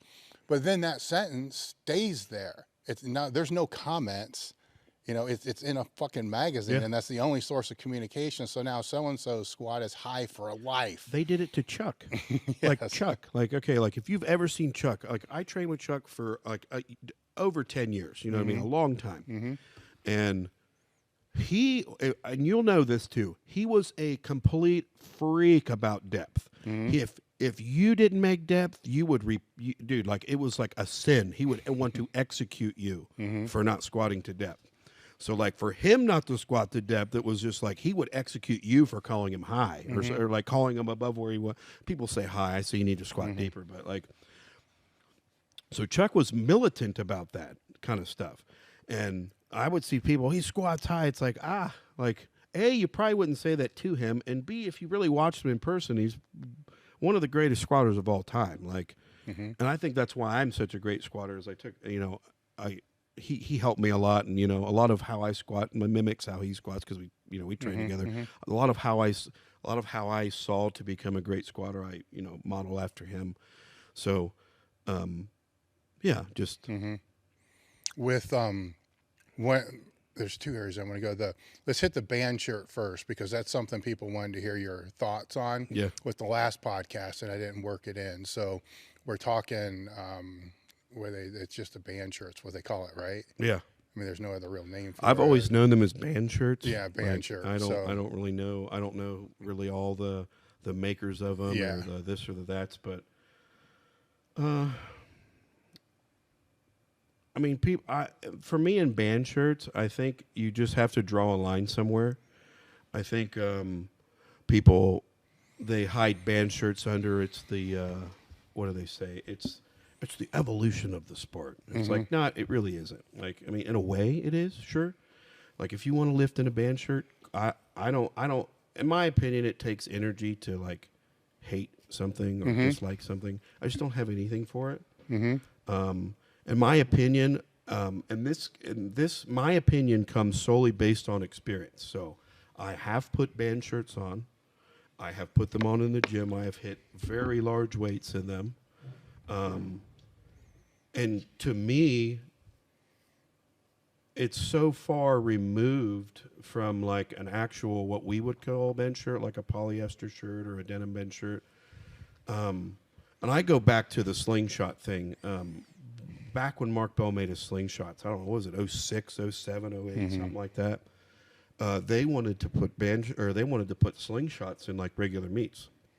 And from the WPC, they have a board. So like when, a lot of these other federations, I don't know if they have boards or not, or I don't know if they vote on this stuff or they say they do and they act like they have a board, but like the WPC, they have an actual board and they vote on this stuff every year. And back in 07, they voted against having slingshots being able to be used because they're a piece of rubber. And they basically said, we don't allow rubber in shirts. Okay. Not let alone make an entire shirt out of rubber or a rubber band or whatever you want to call it. So you fast forward today and all they're doing is sticking to their guns. They're just like, nope, this is basically that. So the WPC voted it down. They're just like, yeah, that's not the same thing. And they understand that. So I call that drawing a line somewhere. A lot of the thing with the band shirts to me is, and this is from experience of wearing one. It literally, to me, takes all the skill out of an actual like bench press shirt. And that's from using one. I told you this story. I was doing a workout. John Inzer made me a band shirt. It was called a Mars. It was like I think it was a 3-ply band shirt. And he's like, hey, try these out. Let me know what you think, blah, blah, blah. And I was like, man, I don't know about all these things. And I'll get into like what it does to totals and stuff after this. But I was like, all right, I'll try it. I'll try it. I'm not going to poo-poo something or I'm going to give everything its due. I'm going to see what I think. I'm going to try it. I'm going to let time go by and we're just going to see. So I some time had went by. I got one. It was a bench press workout that I was doing. So I had just started with my Phenom and I had worked up and I did 11-24 off of a one board. And I looked at Drex, my handout guy, and I was like, just grab me that thing. And he's like, sure. I was like, yeah, fuck, I'll try it, whatever. So I just put the little bandy shirt thing on, and I said, give me 1234. I was like, if Jimmy Kolb's over there benching 1250, I should be at least in the realm of him somewhere. You know what I'm saying? So, put 1234 on there. I took the board away. I went down and touched 1234, and I heard press, and I pushed, and it felt like Jesus just took the whole thing off of me, and I locked it out. And instantly I was like, some people might think that's cool, but like when I've actually benched 1,000 pounds, and that's fun. Like to me, that wasn't very fun. Like, and that's just me. You know what I mean? People will, don't you like benching 200 pounds more? It's like, sure, but like not like that. That's just that. To me, they're just not the same thing, and that's not like knocking it. I think when you have people that are past their, past their prime, for example, and they look at a way for them to reinvigorate themselves, and they latch onto things like this, and it gives them like, oh, now I bench 1,000 pounds, or oh, now I bench.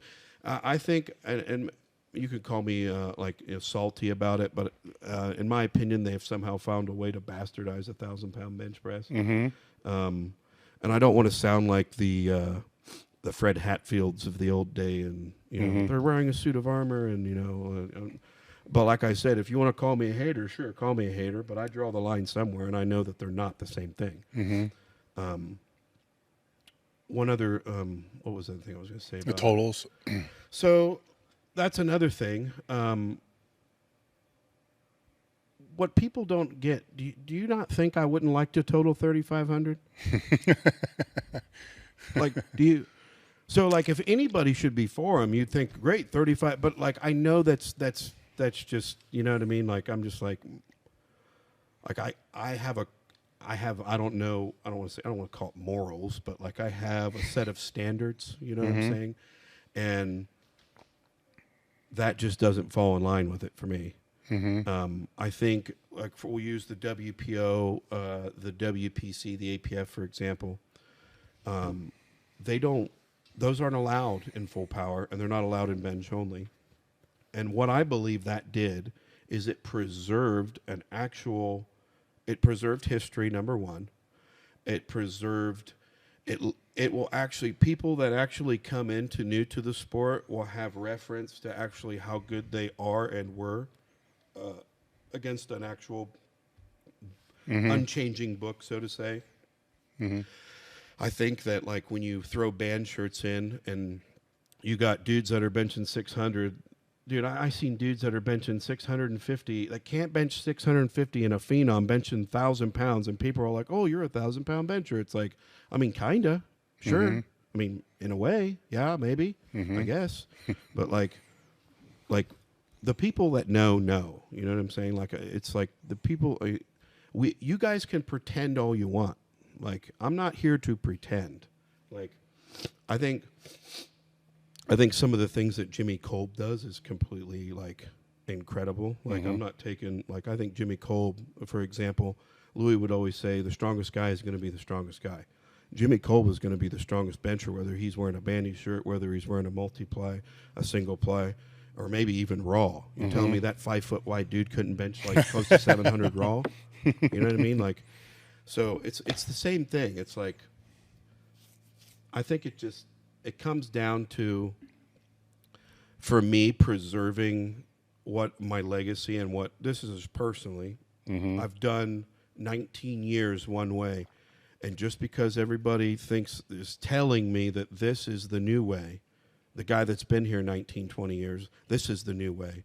I was like, no, I don't think so. That's not my way. That's not the way I'm going. Because everybody tell you to jump off a fucking bridge, you know, jump off a fucking bridge. You know what I mean? Like, so it's the same thing with raw. Like, everybody when raw was a fad, and they were telling me multiply was dead, and I needed to just do raw. It's like the same thing. You know what I mean? Oh, there's bandy shirts. Great, go over there and be bandy shirt people. Like, I don't care. Like, it's got nothing to do with me. Like, if you want to call yourself 1,000-pound benchers, that's fine. I was like, but the actual 1,000-pound benchers, no. Like, so you're not. It's like you can try to fool people all you want, and that might sound like haterish, but that's the fucking truth, dude. Like, let's just call it what it is. You're using a big giant band shirt, and that's fine. Like I don't, But I think when you start bringing them into like totals and stuff like that, and then you start comparing them to a relative constant from the past, 35 or 40 years almost. I mean, what were we talking about? Gear was coming in the late 70s. Then you had, through the 80s, you were talking like, you had your Z suits and your blast shirts, and then before you know it, Inzer starts finding the new polyesters, and that It's been relatively the same for about 30 years now. That's kind of what I'm saying, and it's just like all of a sudden, it's like I'm not going to pretend that's just how it is now. I'm not. You can pretend that way, but reality over here states something different.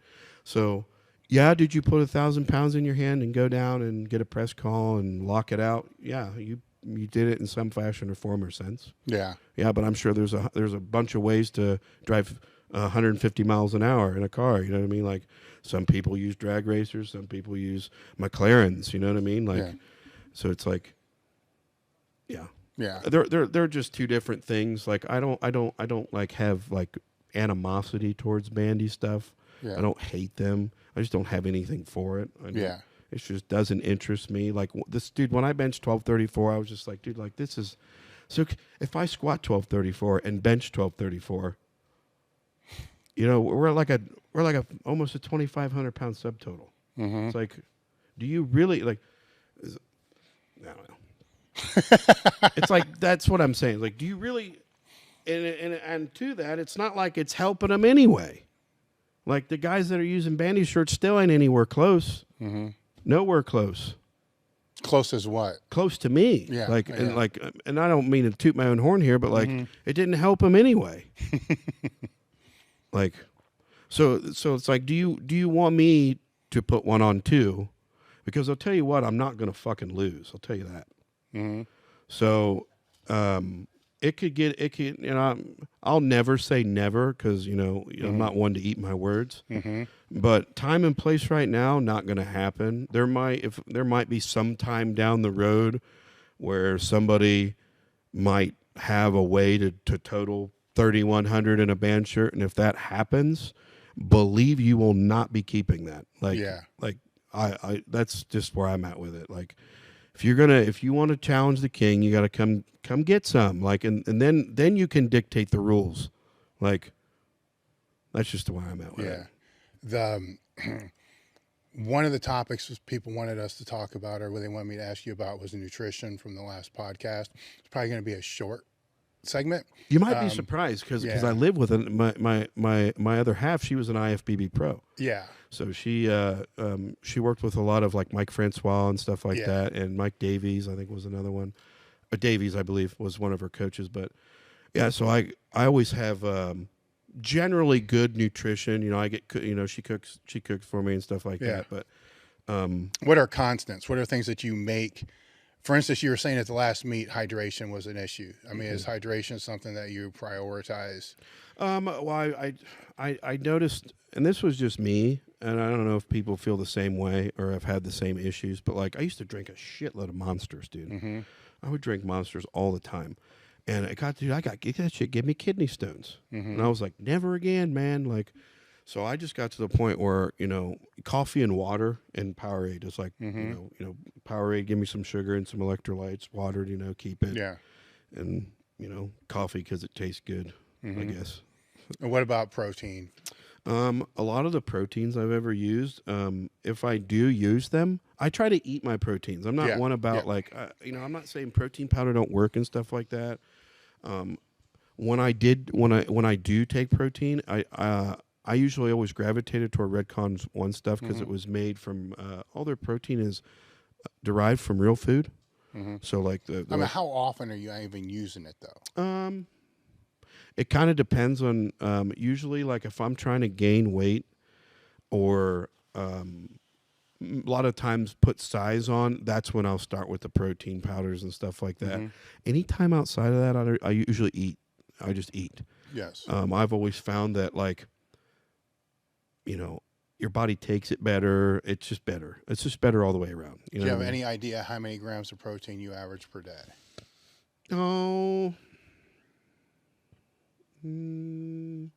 I would say 300 to 400. Okay, so there's a conscious effort. Yeah, like Yeah. I'll look at stuff, an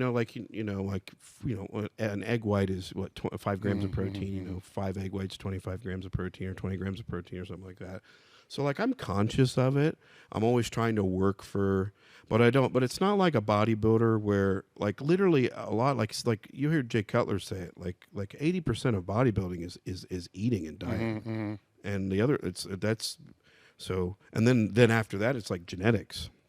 But like for like powerlifting and what I do, I do a lot of intermittent fasting, and a lot of people like, dude, but you'd be surprised sometimes of how. So what's I that eat. look like? So what's the day So look like? So if I wake up in the morning, I'll just drink 3 cups of coffee. Then I'll go to work. Usually, sometimes I'll get back to my shop around between 3 and 4, and then I usually go home and by 5:30, 6 o'clock, I'm looking to eat something. Okay. So like I might go, and sometimes a little later. It's almost to the point of where I'm getting hypoglycemic, and I forget who it was. I don't know what I was watching, but something with intermittent fasting they were talking about. It actually turns on anti-aging stuff in your body. I have to figure out where that came from, but I was just like, whatever, I'll give it a shot. You know what I mean? And I actually found out a lot, like when I stopped and looked back at like how much I was really eating in the mornings. I was like, well, a lot of the mornings I don't really eat anyway. I just I don't really feel hungry in the morning. A lot of the times of how I do now, I only eat when I'm hungry, and what I found, eat when you're hungry, but eat a lot. So my meal portions are really big. You know what I mean? I don't eat like 4 ounces of chicken. I mean, I'm eating like. If I cook myself a steak, you're probably 20-ounce steak, big. You know what I mean? Yeah. I eat big portions, cup or cup and a half of rice type stuff. I'm always adding like Jan Blakely. He'll talk about all the little calories and the little sauces and all that stuff. And one thing I learned from Scott Mendelson that's always a staple with me is ground turkey and rice. And like it sounds like kind of like really bland and stupid, but like that guy lives on ground turkey and rice. And I was like, well, dude, doesn't that get old after a while? He was like, well, you gotta put salsa in it, bro. I was like, salsa? I was like, all right. Like, and you gotta put sour cream in it, dude. Yeah. I was like, okay, I'll put salsa and sour cream. Okay, it's a taco. I get it. Like it's a fucking walking taco. So just stuff like that. A lot of like what eat. I mean, people don't understand. Like, if you just keep stuff basic and stay consistent, that goes a long, long way. Like eating for me, I can eat anywhere from 2 to 4 times a day. Most times it's 2, and it's usually in the evening. I might, I try to hold off until after 3 o'clock to eat most days. I can't do that all the time. Like if I'm getting ready to do like heavy training or something like that, I might try to eat in the middle of the day and give myself an extra meal. Yeah. And I'll actually eat before I go in and work out. So I learned that from Rich Piana. He would tell me, like, dude, you got to eat right before you work out, and you have to eat things like eggs, and you got to eat things that basically are easy in your stomach that your body will digest real quick. So like before workouts, sometimes I'd eat a lot of eggs and rice and stuff like that. And it just gives you you're not going to puke. And sometimes, and this sounds stupid, but sometimes I would eat according to what it was easier to puke up. I'm not joking, dude. There'd be some times where, and this happened to me at meets a lot, dude. I would get into meet and my fight or flight goes through the roof, and I have this gigantic adrenaline dumps, and like, it's like if you ever seen those movies and dudes in the war, when the war is over, they're like done, and then they just start puking. It's kind of like that. Like after I get up on this big surge of adrenaline and I come down, it makes me sick sometimes. So I would always, before the meets, I'd always go to get something for breakfast, and I would be like, man, what's going to come up easy? And I'd be like, all right, oatmeal, some shredded hash browns, some eggs. That'll come up easy. So stuff like that, like, yeah. So sometimes I would eat according to what came up easier at the meet, and workouts too. Yeah. So, and as I got in better shape, that became less and less as I started eating stuff. So what I'm trying to say is, I would go from like steak tips and eggs and like, you know, stuff like that for breakfast to like things like egg whites and like even rice, a lot of white fish, stuff that'll just burn real quick. Those are things I eat like right before workouts. One thing my girl makes me is this shredded like buffalo chicken. Mm-hmm. She'll get like a crock pot and put like I think it's Frank's Red Hot sauce in there with Frank's Red Hot Buffalo, something like that. And then put it over rice, and it just tastes like buffalo chicken wings. Yeah. And you can eat that until you're, you know, blue in the face. Now, if you're craving shit, just any shit, and you're hungry as fuck, what's your go-to? Longhorn. Dude, I'm going to tell you what. Longhorn is the shit. And then what's the order? So, like, the reason I go off of, like, am I getting the best bang for my buck? So you'll, like, you'll get, you know what I mean? After a while, you like DoorDash, like Bob Evans, and it's like $70, $100.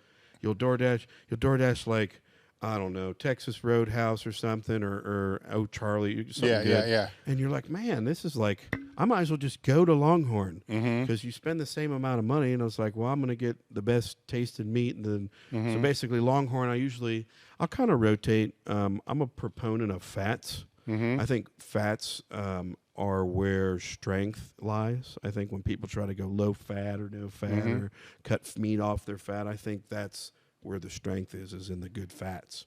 That's why, and I think those good fats help with inflammation, stuff like that. You know, like fish oils. You know, those mega fatty acids and shit. But when I go to Longhorn, it's usually the big ribeye, the bone-in ribeye, or I'll get a fillet if I don't feel like chewing a whole bunch. I just get like a 9-ounce fillet, medium rare. Don't you dare cook your steak till it's brown. You know, like, ugh. But loaded baked potato, salad, just regular stuff, you know. But that goes a long way. But if that's usually what I eat a lot of the time anyway.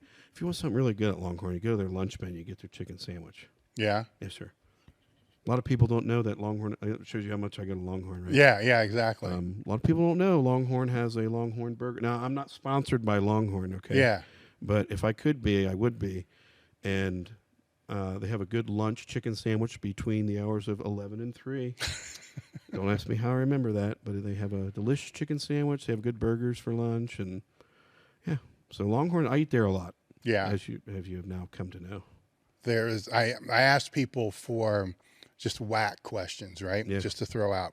One of them that came back, I actually laughed when I read it. So if you had to get high with anybody, who would it be? That you've never fucking gotten high with before. It could be future, past, just anybody. And just stoned out of your fucking mind. Jesus. Why?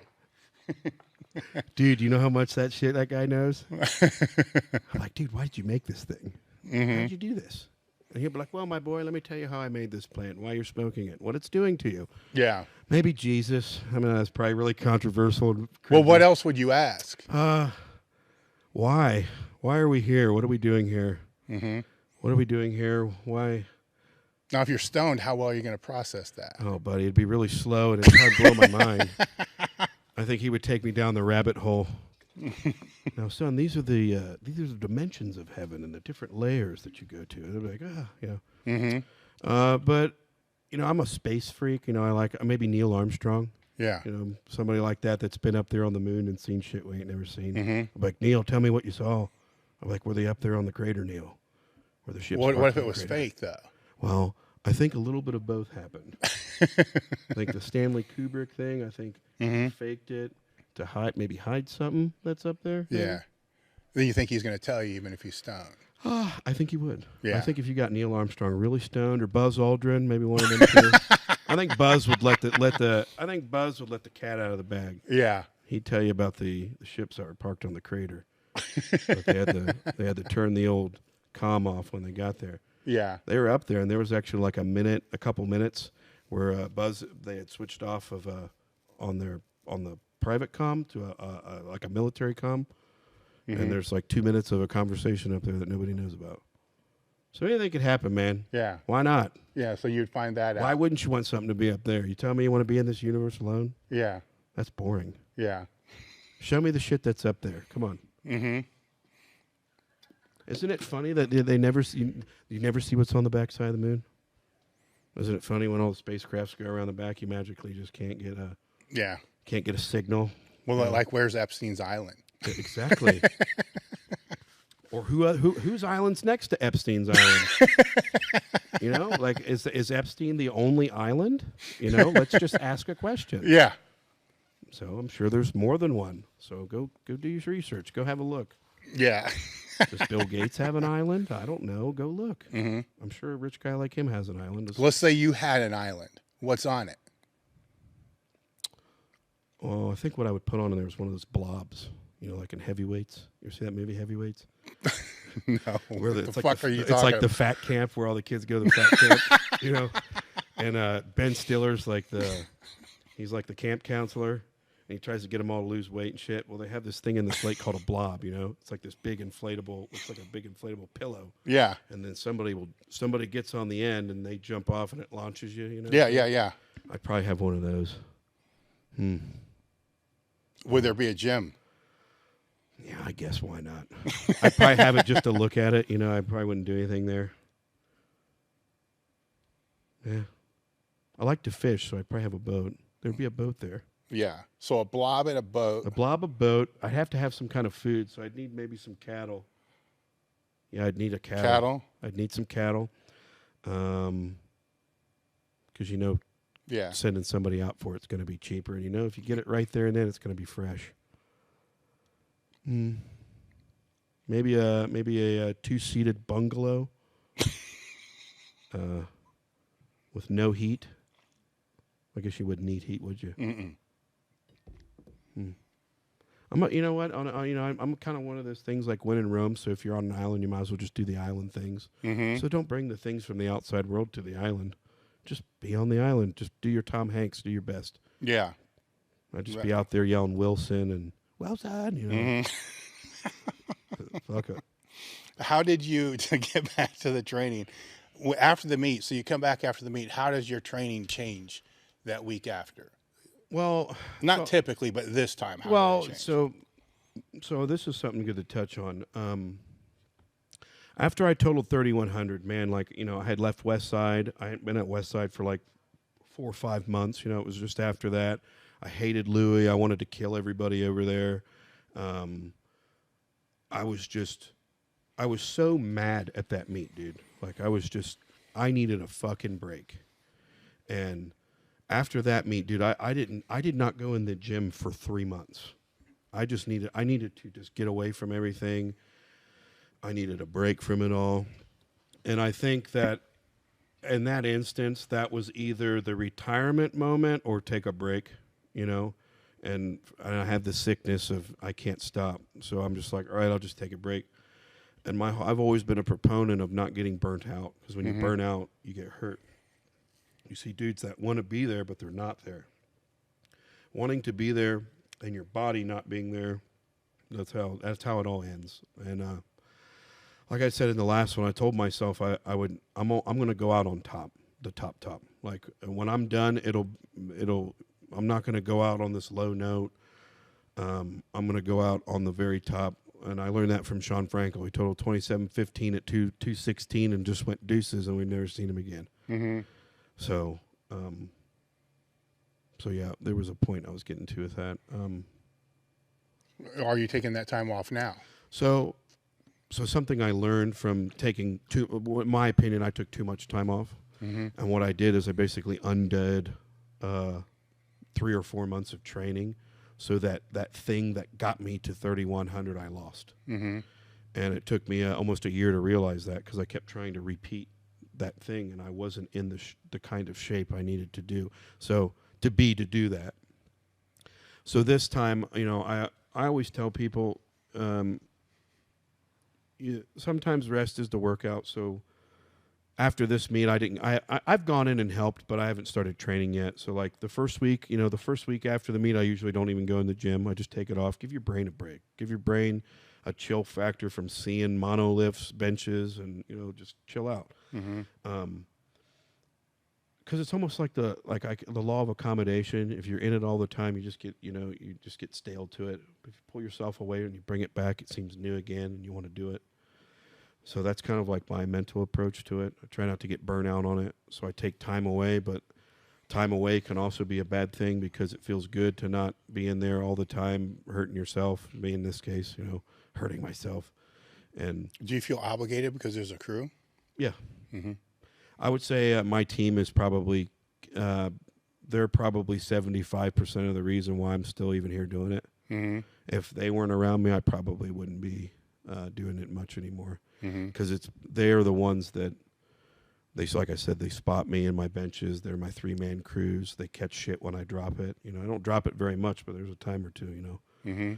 and so I feel an obligation to them.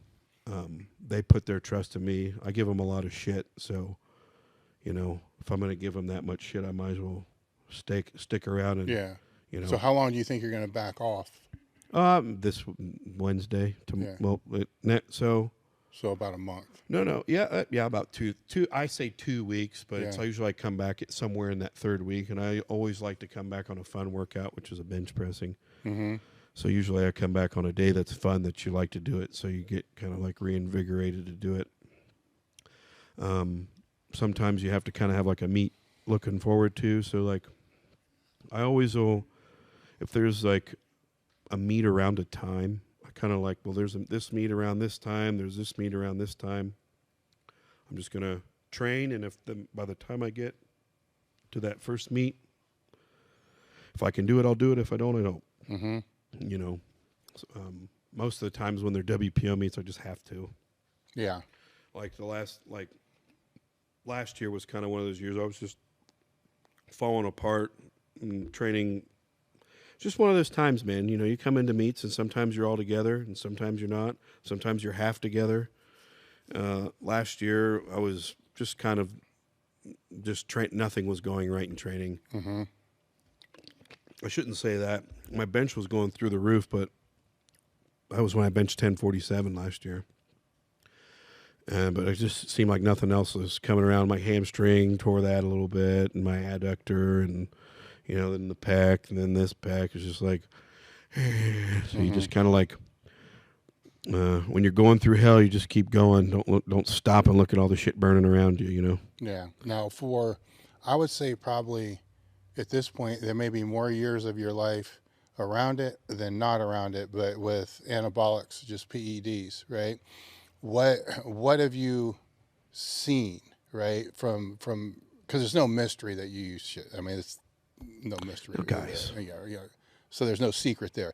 But I mean, you came into Westside at a young age, you know, so you've been exposed to it for 2 decades. Yeah, a long time. All right.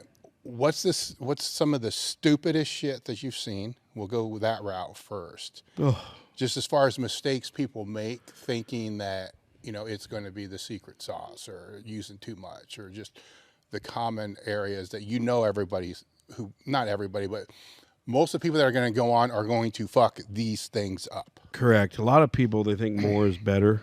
And just like with training, there's a point of diminishing return of like you can only take so much stuff to where your body's just going to flush it out and not use it.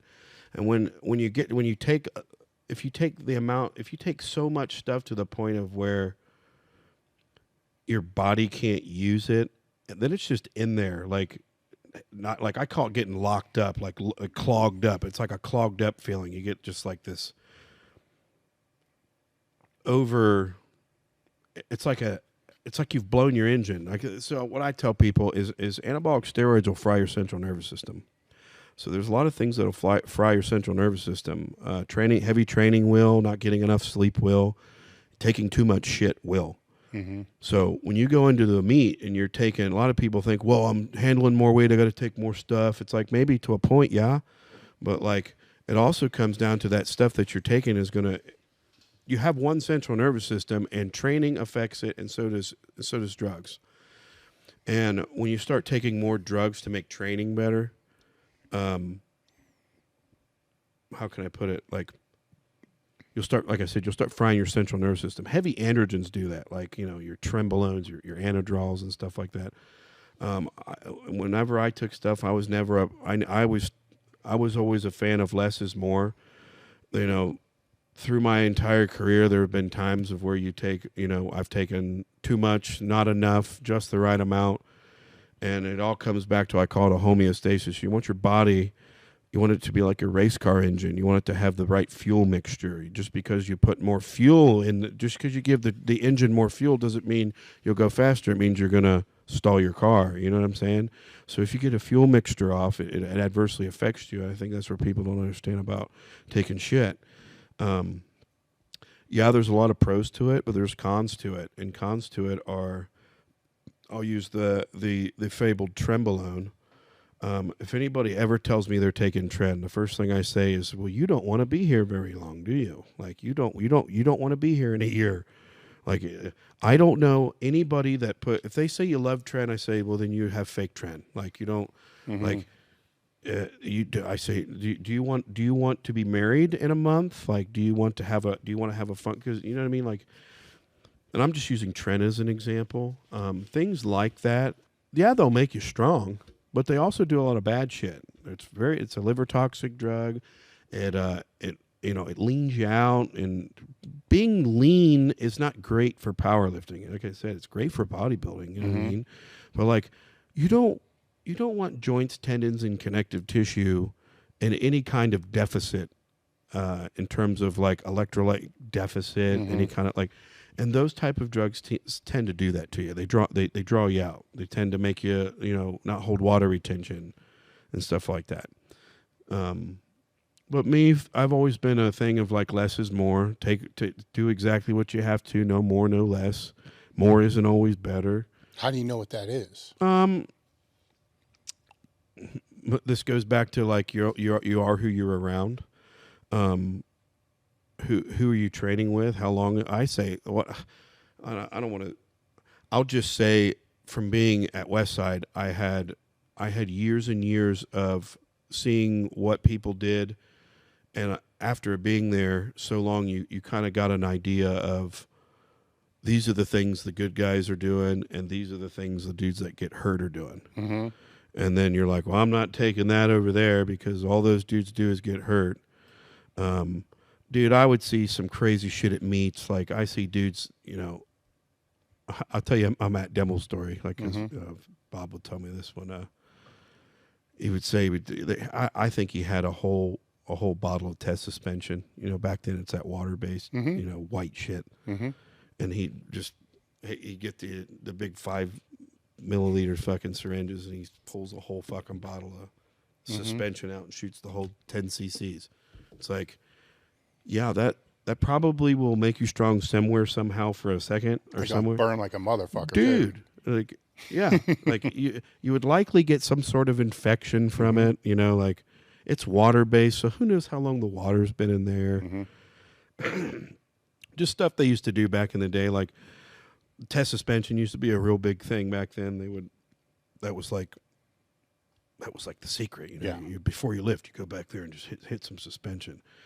And the very few times I ever tried suspension, it was terrible. Like, it always flipped me out. Like, I always tell people, anything that is fast is not good. Yeah. Like anything that comes on fast is going to drop off fast, which equals a hiccup in homeostasis. You want something that gets you up here and you stay here.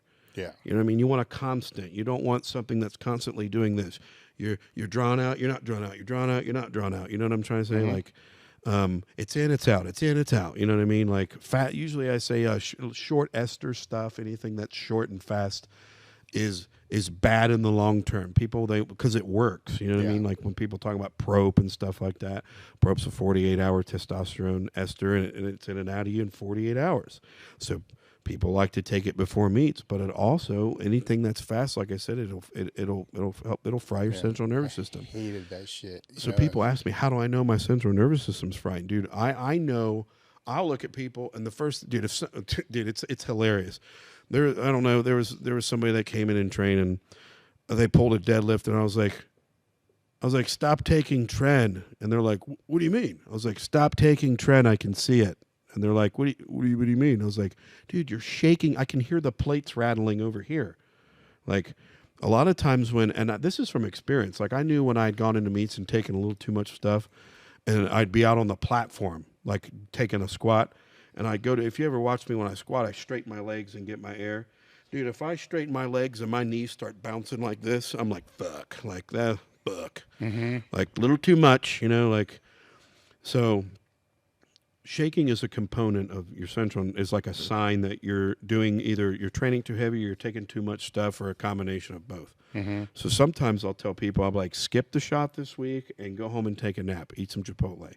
Like, sometimes, like, you have to understand that, like, when you take, sometimes when you take shit, these esters are some of them are 10 days, test stipinate, you're in the two week, area, and it's not going to drop off in 2 weeks. You know what I mean? It can build, but like sometimes when you start building a baseline level, and your body starts to feel it, and it starts to, like, I call it the shakes. That's just one of the things I always look for. When I start seeing the shakes, I'm like, I always tell people, and this is from experience, from the minute you fry your central nervous system, it is 3 weeks before you get back to the spot you were before you fried it.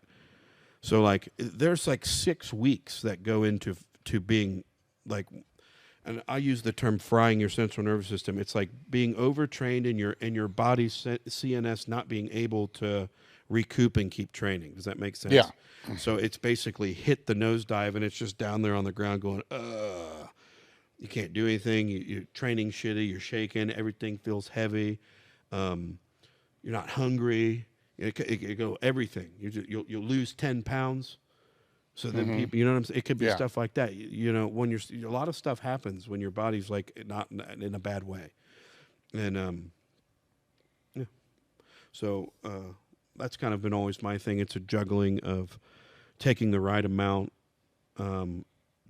juggling with training. So sometimes when you start crossing into certain numbers, it requires a certain amount here. Yeah. Just to basically recover from that. And I've got that stuff down to, like, a science.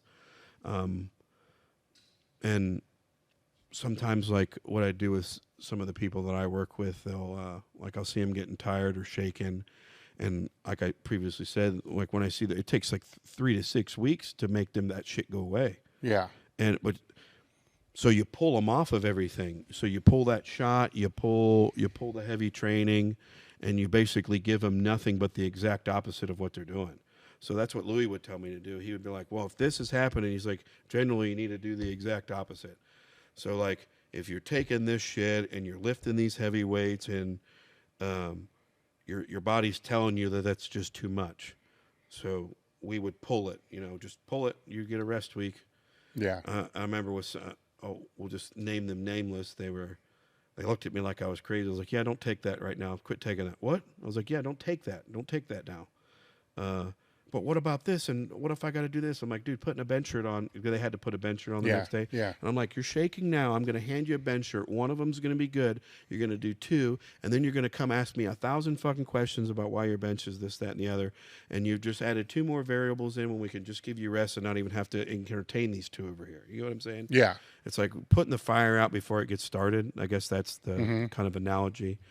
And that's pertaining to frying your central nervous How's that system. work if they're 5 weeks out? See, that's the thing. If you're 5 weeks out, you should be strong. You get what I'm saying? Yeah. So if you're training right, a lot of the times you benefit. It's what's needed. You know what I'm saying? That sometimes nothing is better. Sometimes nothing. There was a couple times this training cycle where I'd only do 2-week waves.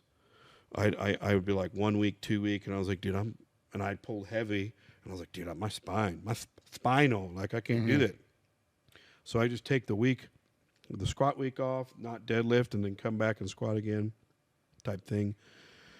There's just, it's not forcing through it. It's most people, it's the opposite. It's the auto-regulating. I think that's one of the one cool thing I've learned from you is the term auto-regulating or deregulating. Yes.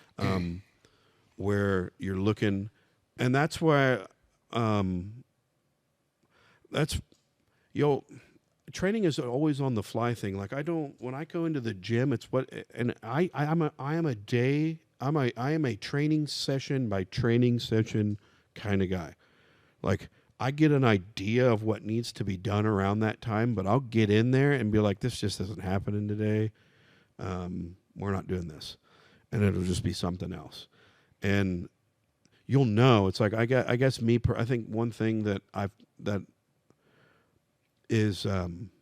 taken away is just, I've seen so many people, and I think Westside is a good thing for this. Like, I've seen so many people have so many routes and timelines that they're on, and what their choices led them to, and when they did what they did when they were on top. I've just seen a lot of stuff, and I'll just sum it up like that. And I've pulled from that throughout the years, and it's given me like foresight. So like when I start to see a couple things start to happen, I'm like, well, I've seen that a handful of times over here. Same thing with like another example might be like the bench shirt thing. Like I've already known that I don't need to put a bench shirt on I cannot put a bench shirt on in 9 weeks and still bench around 1,000. You know what I mean? It's like sometimes just because you can doesn't mean you should. Well, I think that, and I've been saying this for fucking 20 years, the overreaching overall objective for any lifter is to get to the point they can train day to day to day like that, because it's all, you've already done it, seen it, know it, and you're regulating it all. I think one other cool thing is, how can I put it? I just brain farted, but I was coming to a good point. It's with the auto regulation, because when it's day to day, you're going to go in and you know what you have to do, you know what you need to do, and you know what you don't want to do. Yeah. And then you put those things together, and then that builds and it stacks from that day to the next day to the next day. Then if you start to get a little bit too far forward, like, ooh, shit, back off. Nervous system starts to get beat up. Oh, shit, I need to stop, because you don't want to take the fucking 3 to 6 weeks to have it come back again. Well, and a lot of the times these question marks are like, where are you at? So for me, it's like for training for a meet, it's like where I'm at. You know, if I'm further out from the meet, I can be a little less hard on myself, so to say.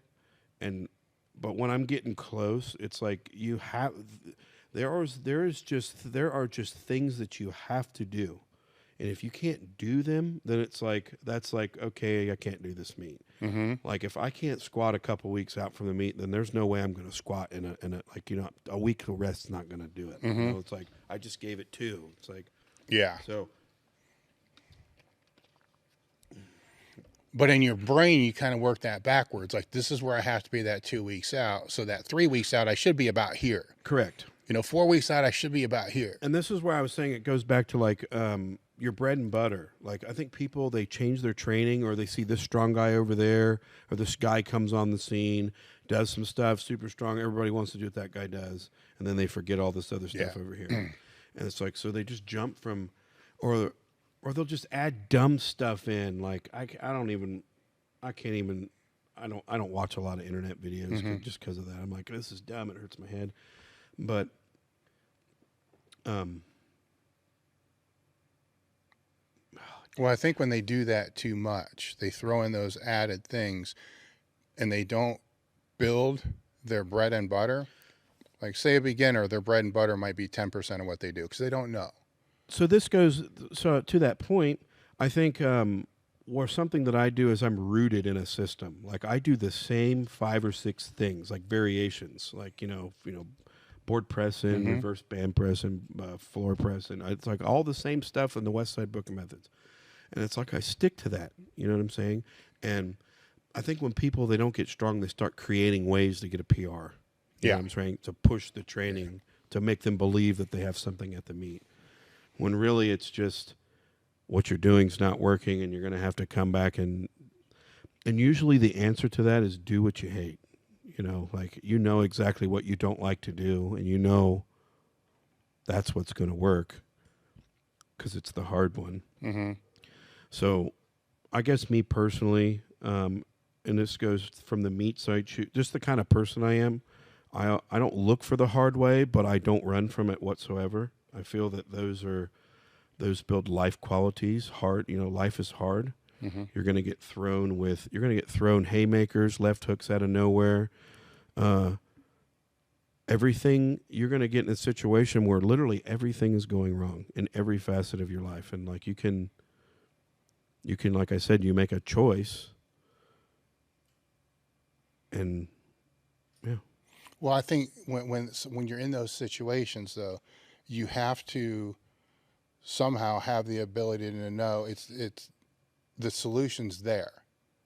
You know what I'm saying? Like it's storming and it's hell, but it's like the drive-through thing I talked about last time. Everybody wants everything now. Yeah. So when you're hurting and you're not doing good and you have a shitty meet, it's kind of like what they say in football. The best thing to cure a loss is to go the next week and win. The good thing to make you forget the shitty meet is to have a good one, So everyone, they try to rush to that next one to have a good one. Yeah. And I think, and this is just particular to training, a lot of people need to get rooted in training and not rooted in meets. That's one thing that I just see around here, and yeah. Yeah, well, it's going back to what I'm saying, it's you got to develop the confidence, I suppose, is what we're talking about, that you're going to figure it out. So no matter how bad it is, so your pec getting fucked up or this being fucked up or your whole life falling apart, it's not good. None of it's good, but you got to have the confidence to know I'll figure this out. Just give me a fucking minute. You know what I'm saying? Exactly. Like, just give me a fucking minute. Let me figure this out. But a lot of people, I think, are losing that I'll figure it out. Yeah, it's almost like they just sit there and want somebody to figure it out for them and give them the answer. And the answer is you need to walk your ass through the fire and experience. It's like, dude, warriors aren't like back in the olden days, like Vikings and stuff. Warriors weren't warriors unless they went out and killed motherfuckers. You know what I mean? That's how they knew you were strong and crazy. And it's like they won in times of adversity. Like when you get hit with adversity, that tells you what kind of man or a woman that you are. You know what I mean? Well, when you get punched in the face, what happens? Do you get mad? Sure, everybody gets mad. But what do you do after that? Do you make like this is what I was saying? Do you decide to like make a solution, or do you decide to keep saying why you're not being able to do whatever happened to stop you from doing what you're trying to do? So Where do you think that comes from you? Honestly, my dad. My dad was drafted into my dad was kind of like my dad was Rambo to me. So like my dad was drafted into Vietnam when he was 19 years old. He was a door gunner in the 100 Air Force Cavalry Division. He was in, if you ever watched the movie We Were Soldiers, he was in that same area. So the We Were Soldiers battle, that was called the Battle of Ia Drang Valley. And my dad was in that same area like 2 years after that movie. So long story short, like my dad, he had like a 60% kill rate where he was at, meaning he had a 60% chance of dying rather than coming back. He got shot down 3 times. One time was 7 miles into Cambodia, because what people don't know is the Ho Chi Minh Trail ran through Cambodia and Laos into Vietnam, and they were over there bombing the Ho Chi Minh Trail in Laos and Cambodia where they weren't supposed to be. The war wasn't over there. So like, my dad, he had to, generally the third time he got shot down, he told me that, I remember it was Halloween. I was like, hey man, did you ever wear face paint, army face paint? Remember he looked at me and he was like, son, when I got shot down, I was smearing that shit all over me. And I was like, oh damn, sorry dude. Like, and I later it took me a lifetime to figure out what actually happened, but he got shot down in Cambodia. Everybody was dead. Both pilots, both of his door gunners everybody died. And he basically had to get a 3-wheel. I'll say he acquired a 3-wheeler from somebody, and you can use your imagination of how that happened. And he had to sleep in rice fields and drive back at night down the Ho Chi Minh Trail, 7 miles back into Vietnam. So like my dad, he would always tell me like war stories growing up, and I just kind of like took to that, like my dad did those things, I should be able to be that way. Mm-hmm. If he could get through that, I can get through this. My dad was a very successful businessman. He he made very well for all of us, and it was kind of like I saw how he applied the things he experienced in war to his current life. And there was times in my life where I'd be like, when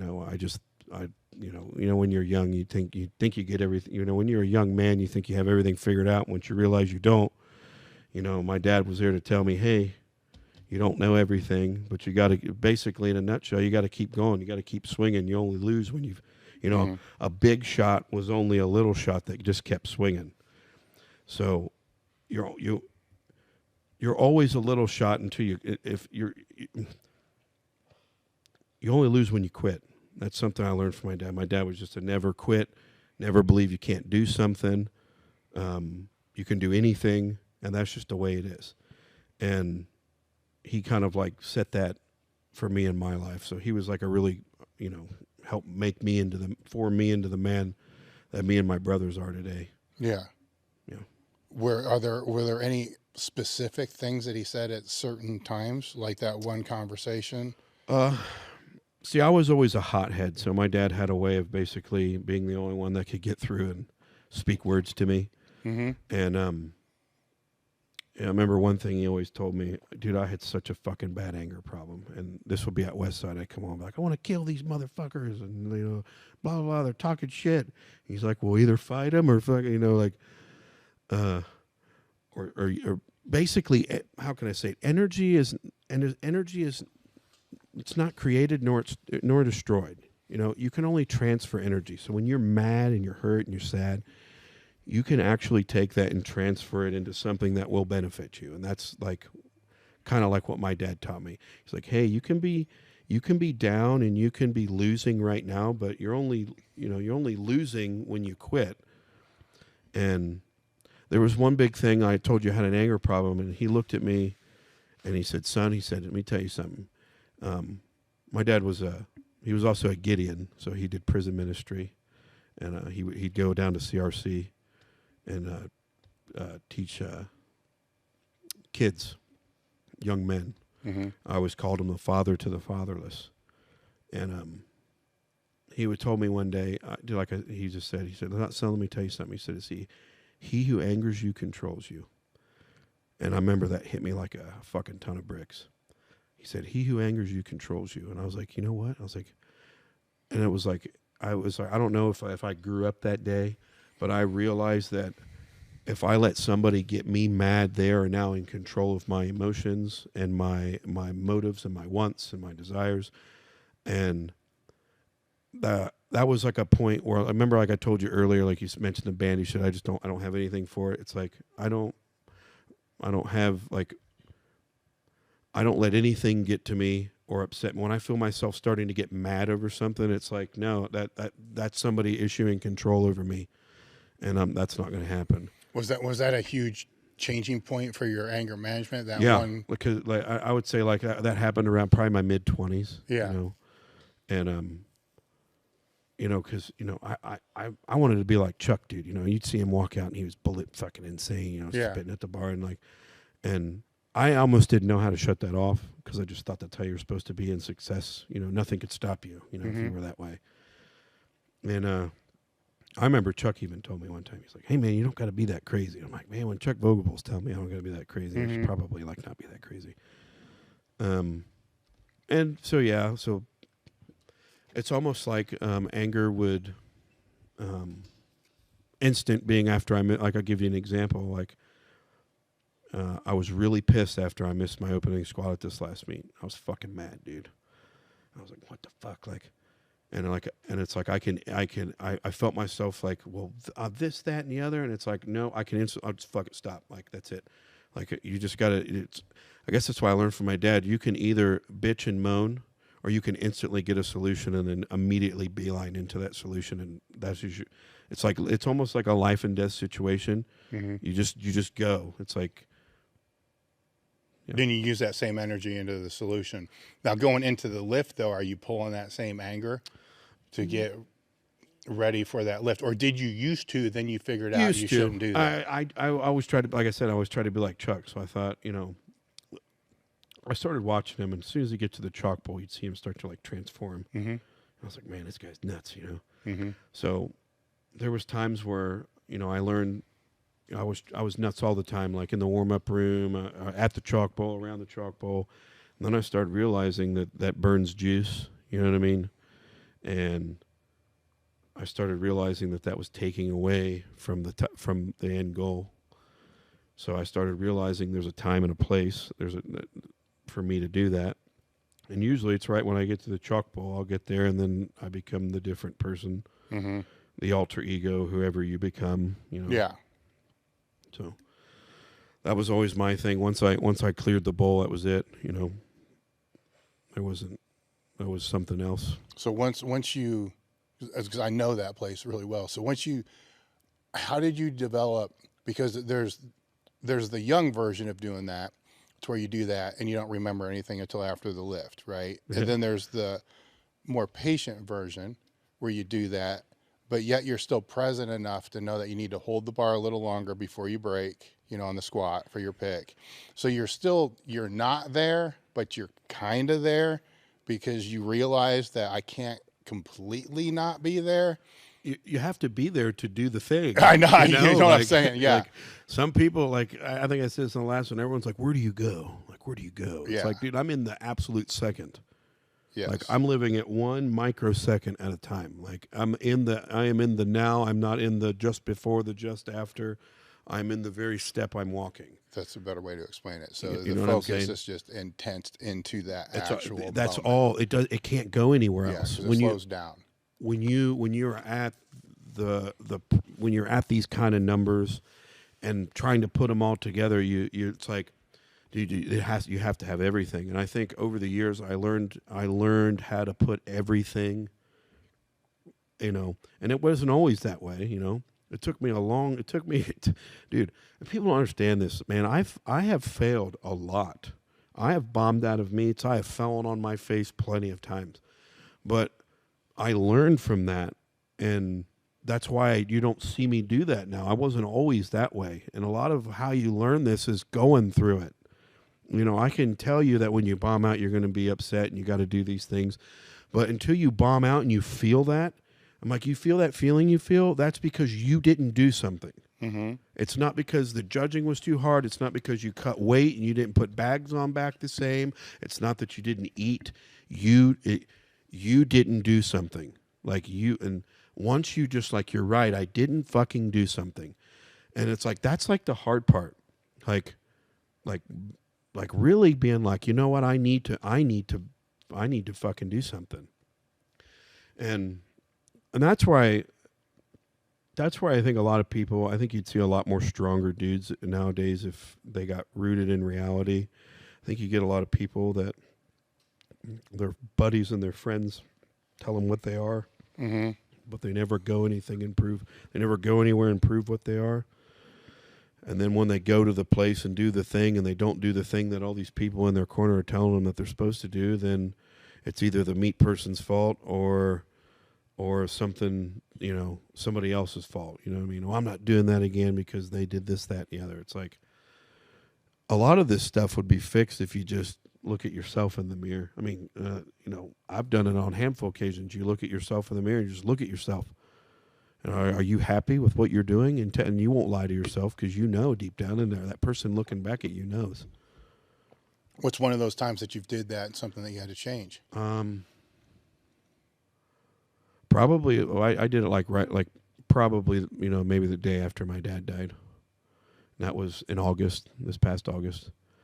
Remember, I set both my fists down and I was just looking at myself in the mirror and just what do you want? What are you doing? What are you going to do? What are you? You know what I mean? Like there's stuff I can't really explain, but that's kind of like questioning myself. Are you the person you think you are? If you are the person you've always been, then you will handle this just like you handle anything else. And I tell people this, like my greatest fear was like losing my father. You know, my dad had a heart attack when he was 33 years old. Agent Orange from Vietnam, stuff like that. So, he was always in and out of the hospital, you know, throughout my life. And so that was like my greatest fear. So when you get, and I don't tell people this, but like, you know, my dad was in my arms when he died, you know, I stared death right in the fucking face. And if I can stare death right in the face, you can do anything. So when I was sitting there and I was staring death in the face and I saw him breathe his last breath, you know, I said, Lord, you must have just helped me level up, because there ain't a fucking thing I'm scared of now. There ain't nothing in this world when you get faced with death that'll bother you. So, you know, in my father's passing, I felt that I leveled up in life, because I had faced the thing I was most frightened of as a child. And I think, you know, that kind of like put, you know, when I'm looking at myself in the mirror, you know, those are the things I'm telling myself. You know? So after that moment, what changed in you, perspective wise, just outside of I've seen this and this is that? It turned into honor. Like I always do better when I'm doing it for some. Like I always do it for me, but when I know that there's people behind me counting on me, I feel like a greater sense to do more. Mm-hmm. And I feel that in that moment, that if I stopped, that I wouldn't be honoring my father, in the sense that he's instilled all these things in me, and all these, how I am, the way I think, that's been instilled, and I feel a right and an obligation to carry that on to other people, whether it be people in my group or people that I meet or people that are listening to this. You know, life's tough, dude. You know, like I said, I lost my mentor, I lost my bulldog, and I lost my father, all within 5 months of each other. And that was the toughest 5 months of my 34 years on this fucking rock that we call planet Earth. So, like, when I missed that squat, I'll go back to the meet. When I missed that squat, I started flipping out and I started getting mad, and I was getting mad because of other things, like losing my dad, I was just looking for something to get mad about. And I just instantly just said, like, fuck it. Like, no. That's not how my father would have wanted me to react to that. He would have said, quit being a pussy, pull up your pants and go do what you got to do, because ain't nobody coming to save you. You're going to save yourself. So it's like, you know, wild. The main thing on that squat, like, I missed it, and all these things started going through my head. Well, like, no, I don't have a third attempt. I'm probably not going to try to squat a 1,300-pound squat today. And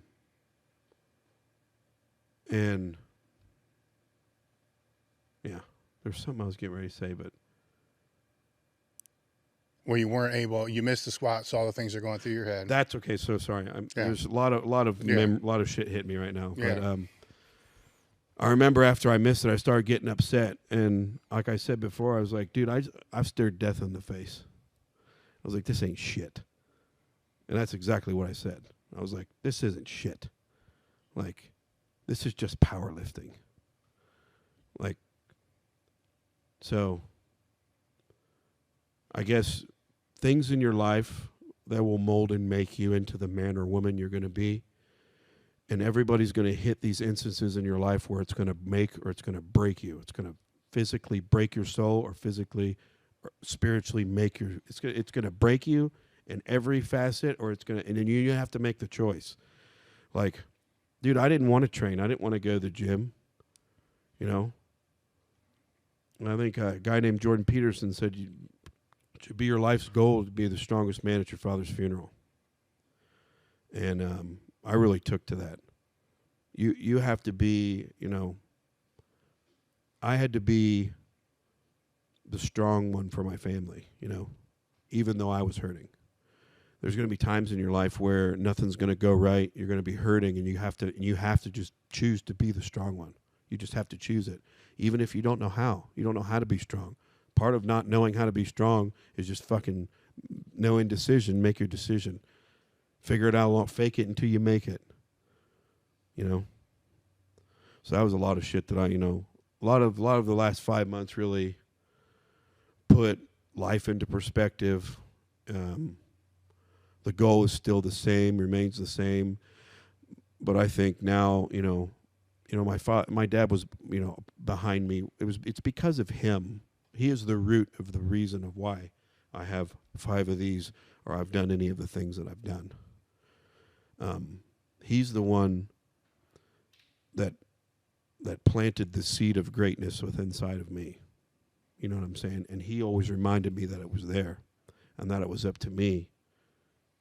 It's up to you to grow that seed. It's up to you to become great. I can't make you great. It's you can make you great. It's a choice. So, yeah.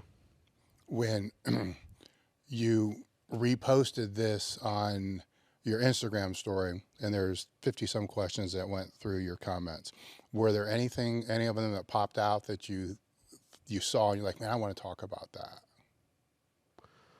That's a good question.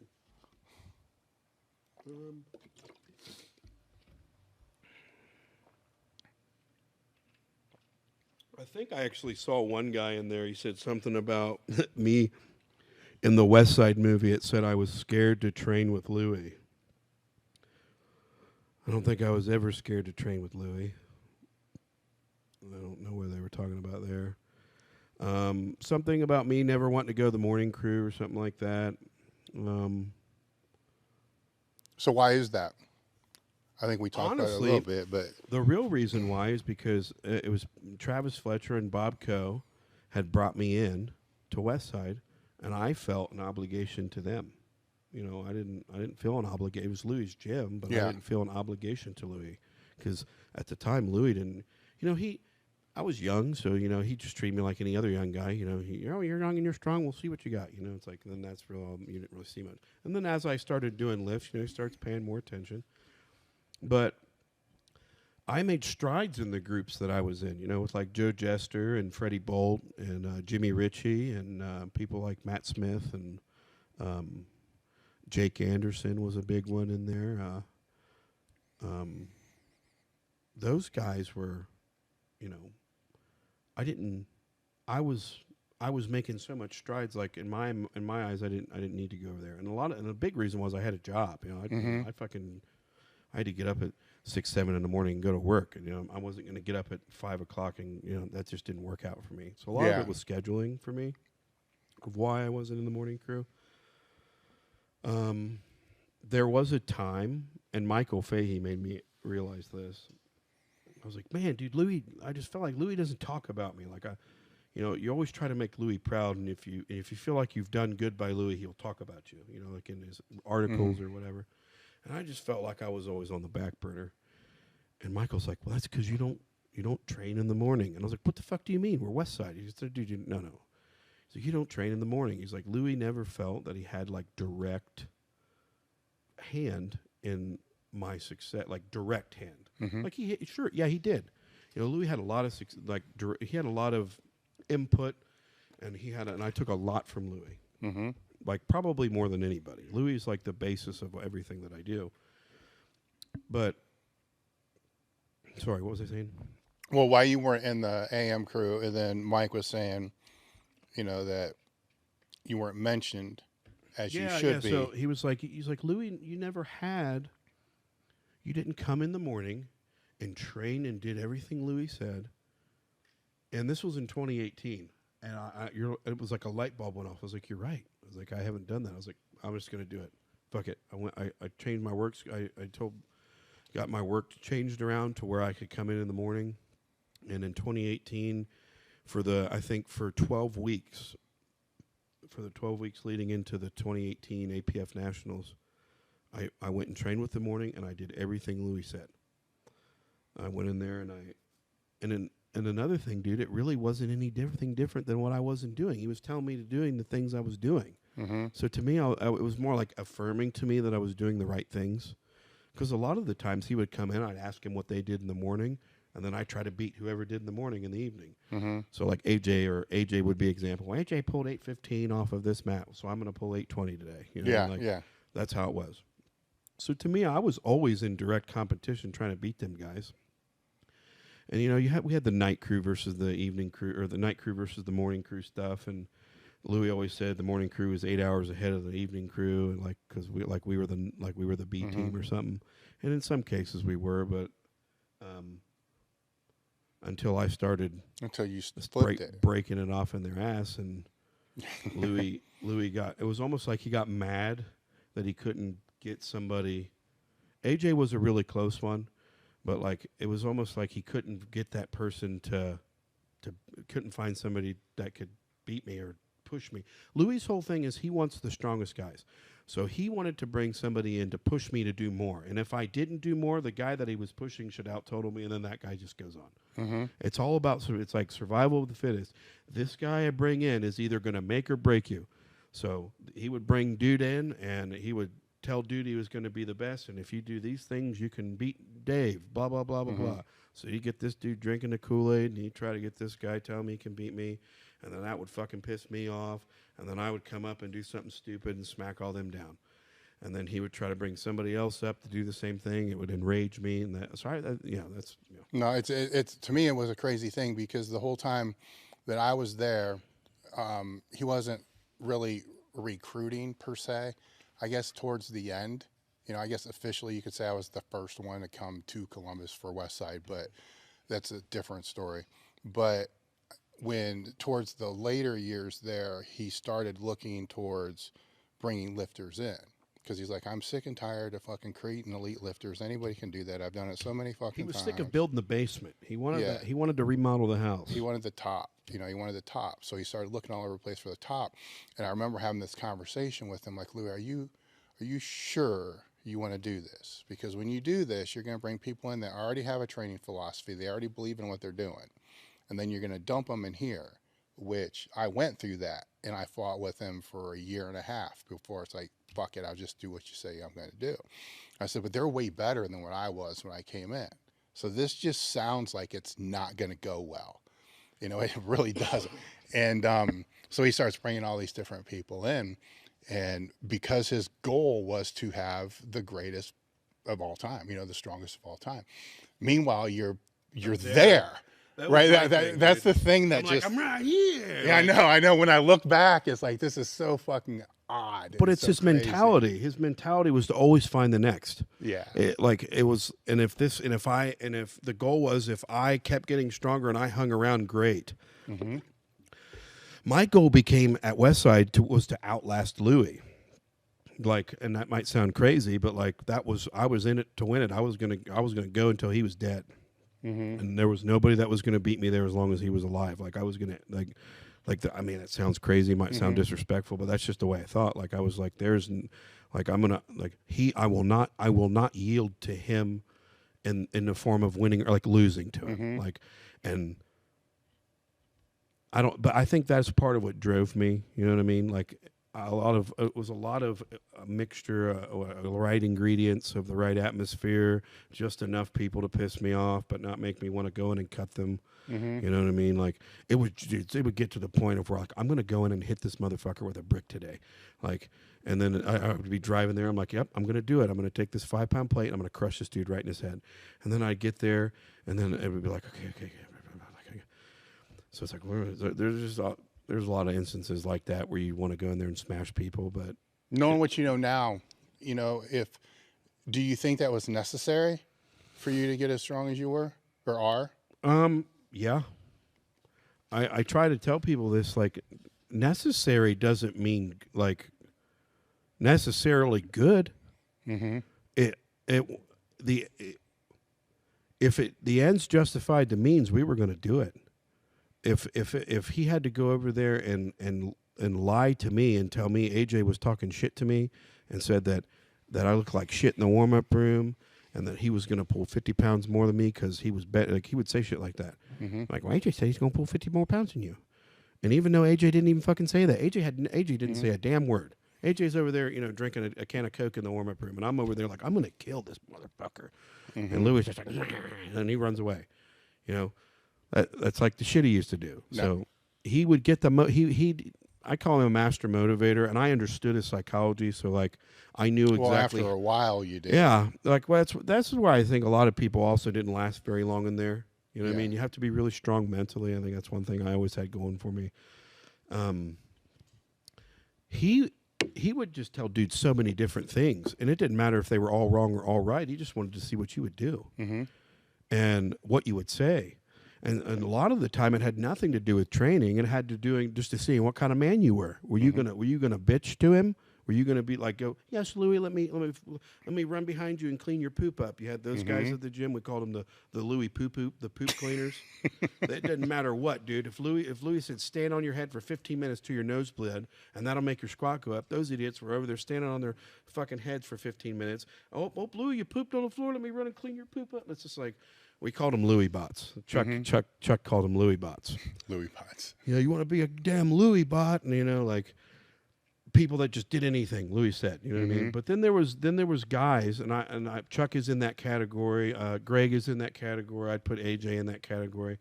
Where like they knew what worked for them, and Lou would say stuff to us, and we would be like by objective reasoning, like like. I think there's something to that. We'll try it. A lot of the times what we used to do is you'd have two fucking squat groups, and you would run the Louie experiment on the first group, and you're like, that didn't look good. We're not doing that, like. So that's kind of what I do with my group now, and they don't know it. I'm like, well, I'm going to go back to 10 years ago and give you guys 10, 15 years ago squat workouts. Like, why are we doing this? I'm like, just let's see. And then deadlifts start going up. I'm like, okay, that must mean my deadlift's going to go up. I'm going to do that. So unknowingly, all you guys over there, I guinea pig you. I'm sorry, but it's for the greater good. Yeah. What going to them, or like, and going to, since you've been in the doghouse, which is what, 4? End of 19, 20, 21, 22. 5. We're going into like maybe 4. Yeah, 4 years. What are some of the things, the key things that you've learned working with all them there that might be different than what would be typical West Side? I learned this from Chuck a lot, because Chuck was always about getting the group, having group camaraderie, and like being a team, as the years went on there, those kind of like, there was just AM, PM crew. People didn't, you know what I'm trying to say. It got away from what the culture. So you were like completely rooted in that culture. I was like, 80, 75% rooted in that culture. You know what I mean? That like so shit, what was I saying? The camaraderie of the crew. So saying what, like, I found out that at West Side, it was almost like it would get to the point where it was almost like gang fights, where like we were going to the meet to fight them in the warm-up room before we lifted. And then I realized, I was like, dude, if we were all just kind of on the same page, it could be a little bit different, like I think Louie tried to turn everybody against everybody, and then but it's not, you have to, and I understand. That was his way, though. It's not wrong. Yeah. You're wrong for participating in it and not wanting to deal with it. You get what I'm saying? Yeah. You made the choice to be there to do that. And that's why I said I never complained. I just dealt with it and said, there's nothing. Dude, I just made this. I don't remember. There was one. I don't remember what happened. Louie pissed me off really bad one time over something. And I was just, dude, I'm never going to lose to this dude. Like, and I'm never going to yield to, like, I'm just going to have to win. Like, that's just what I did. And to your point, like with groups, what's different with my group now opposed to what was back then? Like when I trained with Joe Jesser and Jimmy Ritchie, that was a really solid group. We were all really good buddies. But I think that's missing a lot in powerlifting today. You don't have, I guess, learning from West Side, I learned that I don't have to be so. Like, if you're late for a workout, Louie, like if you're Mike Rozier, like what was he, 8 minutes late to a workout and they lock the door, you know what I mean? Like, you're not going to get kicked out if you're 5 minutes late, like there's stuff like that. Like Louie toned that stuff down towards the end because he realized that then he just wouldn't have any lifters yet left in the gym. So, other things like knowing when to be hard on people. Like sometimes I'm really hard on my guys and girls, Like I just break it off. I don't code anything. You look like shit right now. What the hell was that? What is that? Tell me what that is, because I don't know what the hell I just saw. Type stuff. I get mad, dude. Like it's like I can't help it. Like I just come from that. Like it's offensive to me when I tell you to do something right and you do it wrong. It's like I don't understand what's the disconnect here. Like, are you just not? Can you just not do this? Like, do we get to the weights you're scared at and then you change? Because that's what's happening. Like stuff like that. So there's like a time when to be really hard on people, but there's also a time to let them know that, hey, you're doing the right things. I know I'm hard on you, but you're doing the right things. Keep doing these things. I think that's kind of where Louie went askew a little bit. He demanded, beat down kind of, but a lot of the times didn't. And that's Louie's way. It made a lot was his way. It made a lot, and I just say, for me personally, dealing with that on a week in and week out basis, I think it's better and a healthier all around thing to let people know every once in a while that they're doing the right thing and they're doing good and you're proud of them.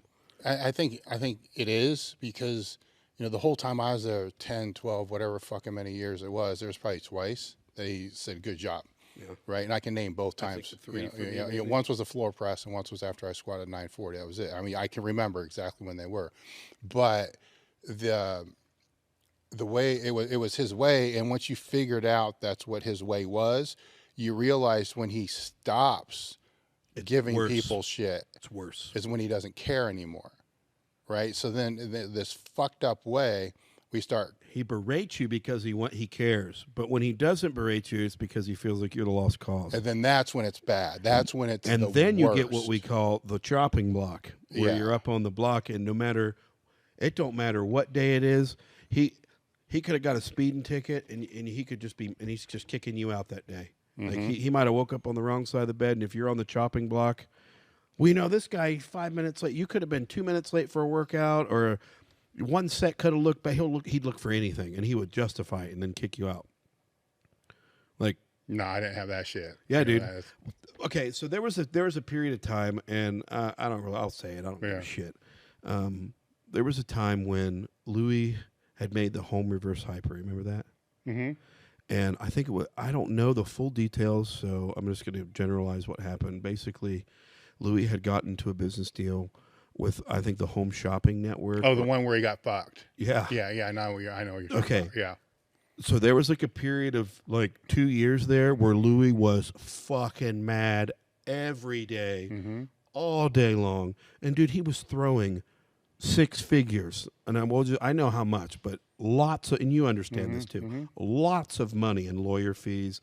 And from what I understand, didn't get anything in the end. No, he got fucked. And it was because and from what I understand, the company that he was going after for taking the home reverse hyper, they basically created a company, folded it, and switched it around and started another one that had nothing to do with the one he was suing. So something like that. It might not be 100% the story, but it's something along those lines. Roundabout, it's about it. He was so fucking mad during that time, dude. Like, I've never seen Louie that mad. Like, I thought this dude was going to die. Like, I remember he'd come in and just sit there, and I'd be like, what the hell's wrong with him? He's like, it was Gritter. He's like, Bub, he's mad about that hyper stuff. You better just leave him be. Blah, blah, blah. And I remember for like two and a half years, man, I'm going to say it was more like 3. From like 6 to, from about 2007 to maybe 10, Louie was incredibly difficult to be around. Like, if you survived during that time, you were a fucking G. Because, dude, he was looking to kick everybody out for anything during that time. That's when he was still on Demarest, though, right?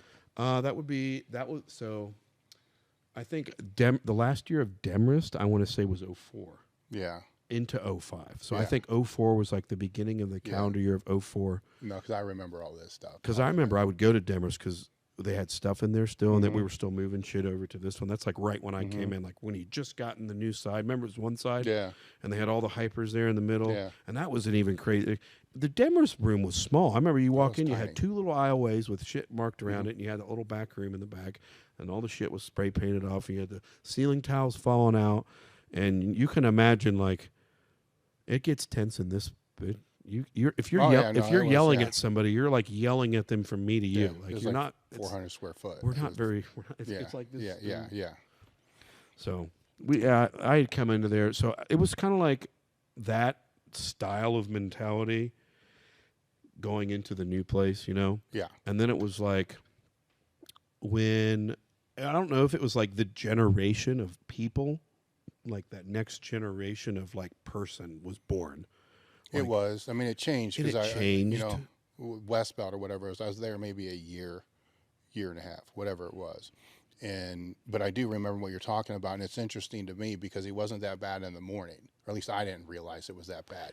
So he probably got calls during the day that pissed him off about that, and then came in at night just livid. But when we first left Demers and then went to Westbelt or Industrial Drive, I hated it. I fucking hated it because I remember the first squat workout. You know, Louie and I squatted, and whoever was running the monolift, and then in the other place, everybody, you couldn't get away. Like everybody was there. So you always had 10 eyes on you. And then it was like, whoever squatted first, then it was me and Louie's turn to squat. And it's like, where the fuck are these guys? They're like and it wasn't that big before they expanded. They were so far away now. Yeah, but far away, it was like 800 square foot. I mean, it wasn't that fucking far, but it was twice as far. I'm like, this is bullshit. We got to yell at these fucking guys to come over here to run the monolift now. I never looked at it like that. That's a good point. Because it went from this really tight closed where you're bumping into everybody, but you had to watch everything. You know, you're hyper aware, like, oh shit, they're taking a weight. You got to step over. Or like even if you bumped a dude wrong and he looked at you wrong and like, you know what I'm trying to say? Like, I mean, dude, I guess I specifically remember, Westside always had big guys. You know, Ruggiero was big guy during that Demers time, and I think you had I don't know, they always talked about the pastor who could squat. I don't know, he's a big old black dude who could squat like a Reverend Tony. Yeah. They were talking about, but like when they went into that new place, it made room for bigger dudes or something, because like you get like dudes like Tim Harrell, just big giant dudes, and it made the room smaller again. So it was like you were, you know, like if everybody was doing hypers, you had 7 dudes over in a corner like doing hypers. It was just like, and you didn't want to be the last one over there, because like for some reason, if you were the last one over there, it meant you didn't want to work out or something.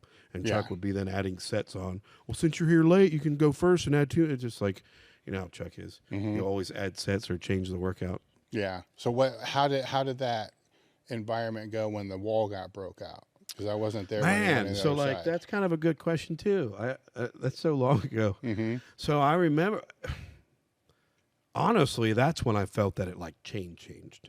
Like, because I want to say they were over there. We were there maybe 2 years before he broke the other side out. And I think Wenning was on the other side. You know, he had like his thing over there. And he helped Louie do, I think he was kind of like training people. Yeah, him and Louie had some kind of arrangement that they did over there. So Matt was always on the other side, and there was, you know, and we always were kind of like, it just kind of seemed like we didn't need it, you know?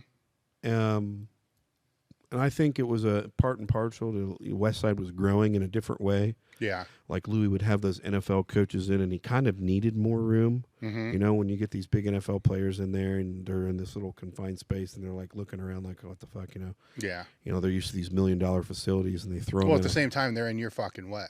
Correct. You know, and that's the other side. And then if you get, that's the thing, you get these that's another thing, man. Then there was the clash of like the athlete and the power lifter. So, dude, we didn't care who it was. We didn't care if it was the fucking Jets that were in there. We didn't care if it was the 49ers, the Packers, rugby teams in there. There was anybody you can think of from any kind of sport would be in there. And, dude, they were literally like the enemy. Like, because we looked at them like they're in here they got a free ride in there. What the fuck? What did you do to get in here? You're just here watching us. Like we're rats in a cage or something. We just took offense to it. It was weird. It was dumb now looking back. Like, why did we do that? But like back then, you know how it was. Like, no, I get it. Almost like the kid coming in your treehouse when you. Well, that was starting at Demers too, and it was. I think it's because we were all held to a different standard, and other things were expected of us that weren't necessarily expected of these other people. Oh, no, wait, it's different because what we had at Demers were visitors. You had people that were coming and actually training. Oh, I can see how that would be a clusterfuck real quick. Well, so then it came to the time of like, so we're another thing that changed where it made us really. It was, and it's just the I don't want to call it the seasons of Westside of how it evolved and changed and how it was and to how it in the steps that it is to where it went.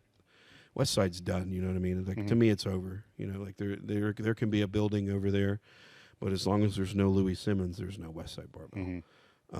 Westside Barbell was a conglomeration of chaos that can probably never be duplicated again. Louie Simmons was the ringleader of the I don't want to say ringleader, more like the scientist of the laboratory, and we all chose. That's another thing. You know, we all chose to be there. I always tell Louie that. I get mad at him for something. I'm like, dude, I'm not. I know. I'm like, I know it's my choice to be here. Like, you're not like forcing me to be here.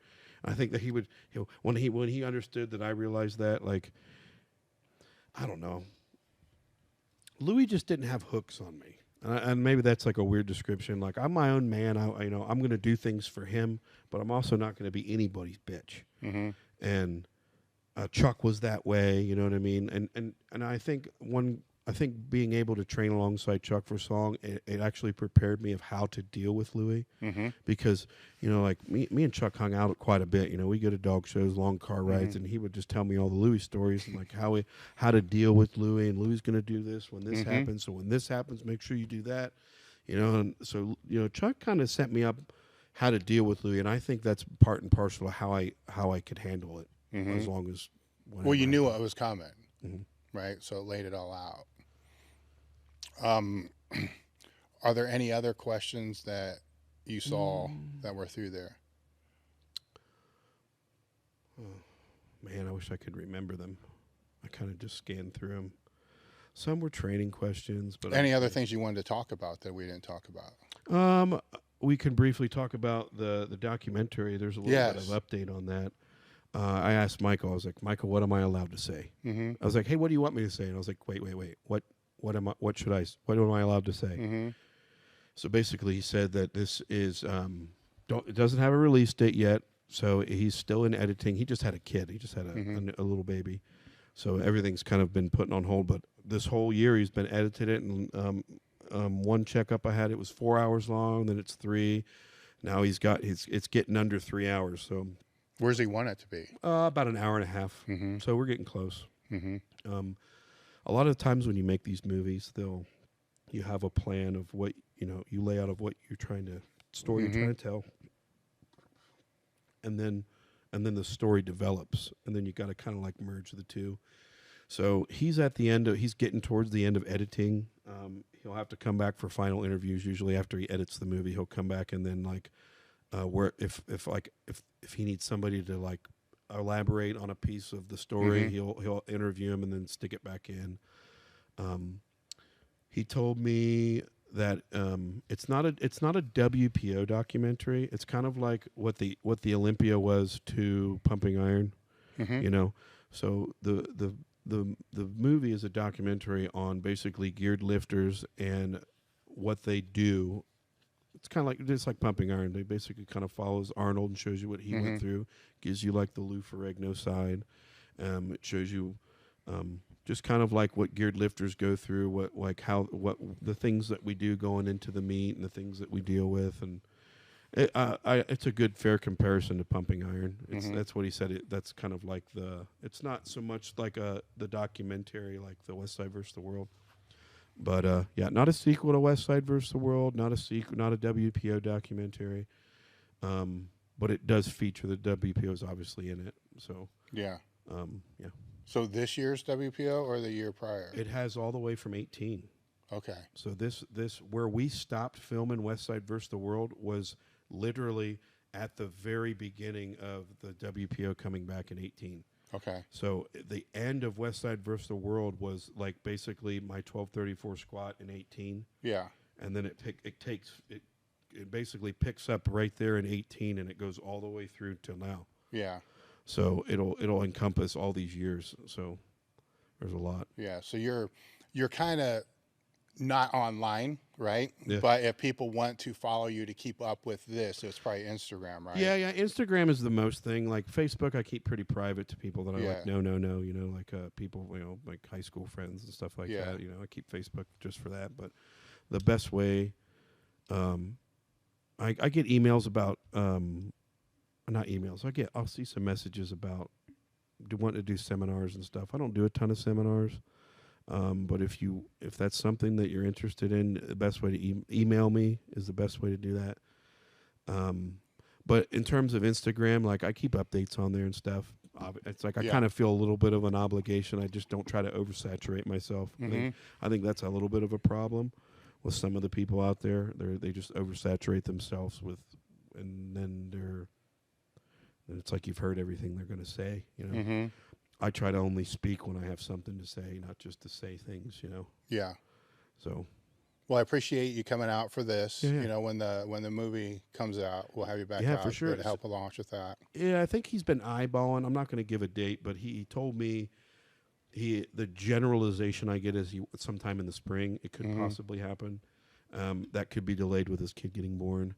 There is a narrator that I'm not allowed to say.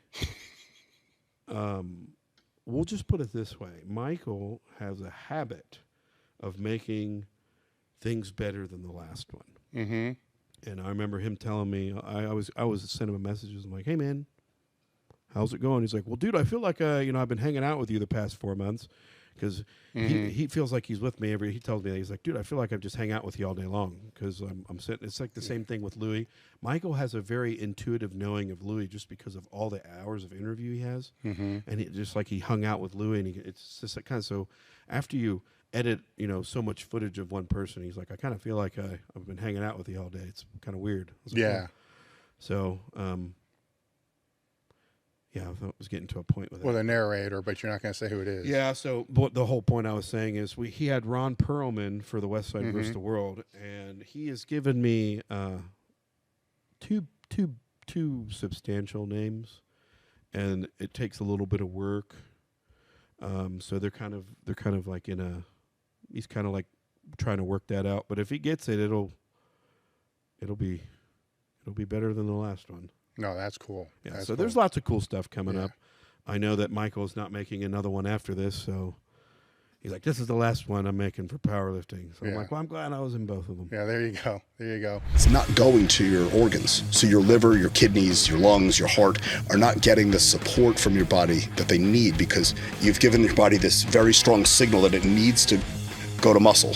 So if you were to stay on a huge amount of androgens for never mind years, decades, that's when you see organ damage, things start to grow.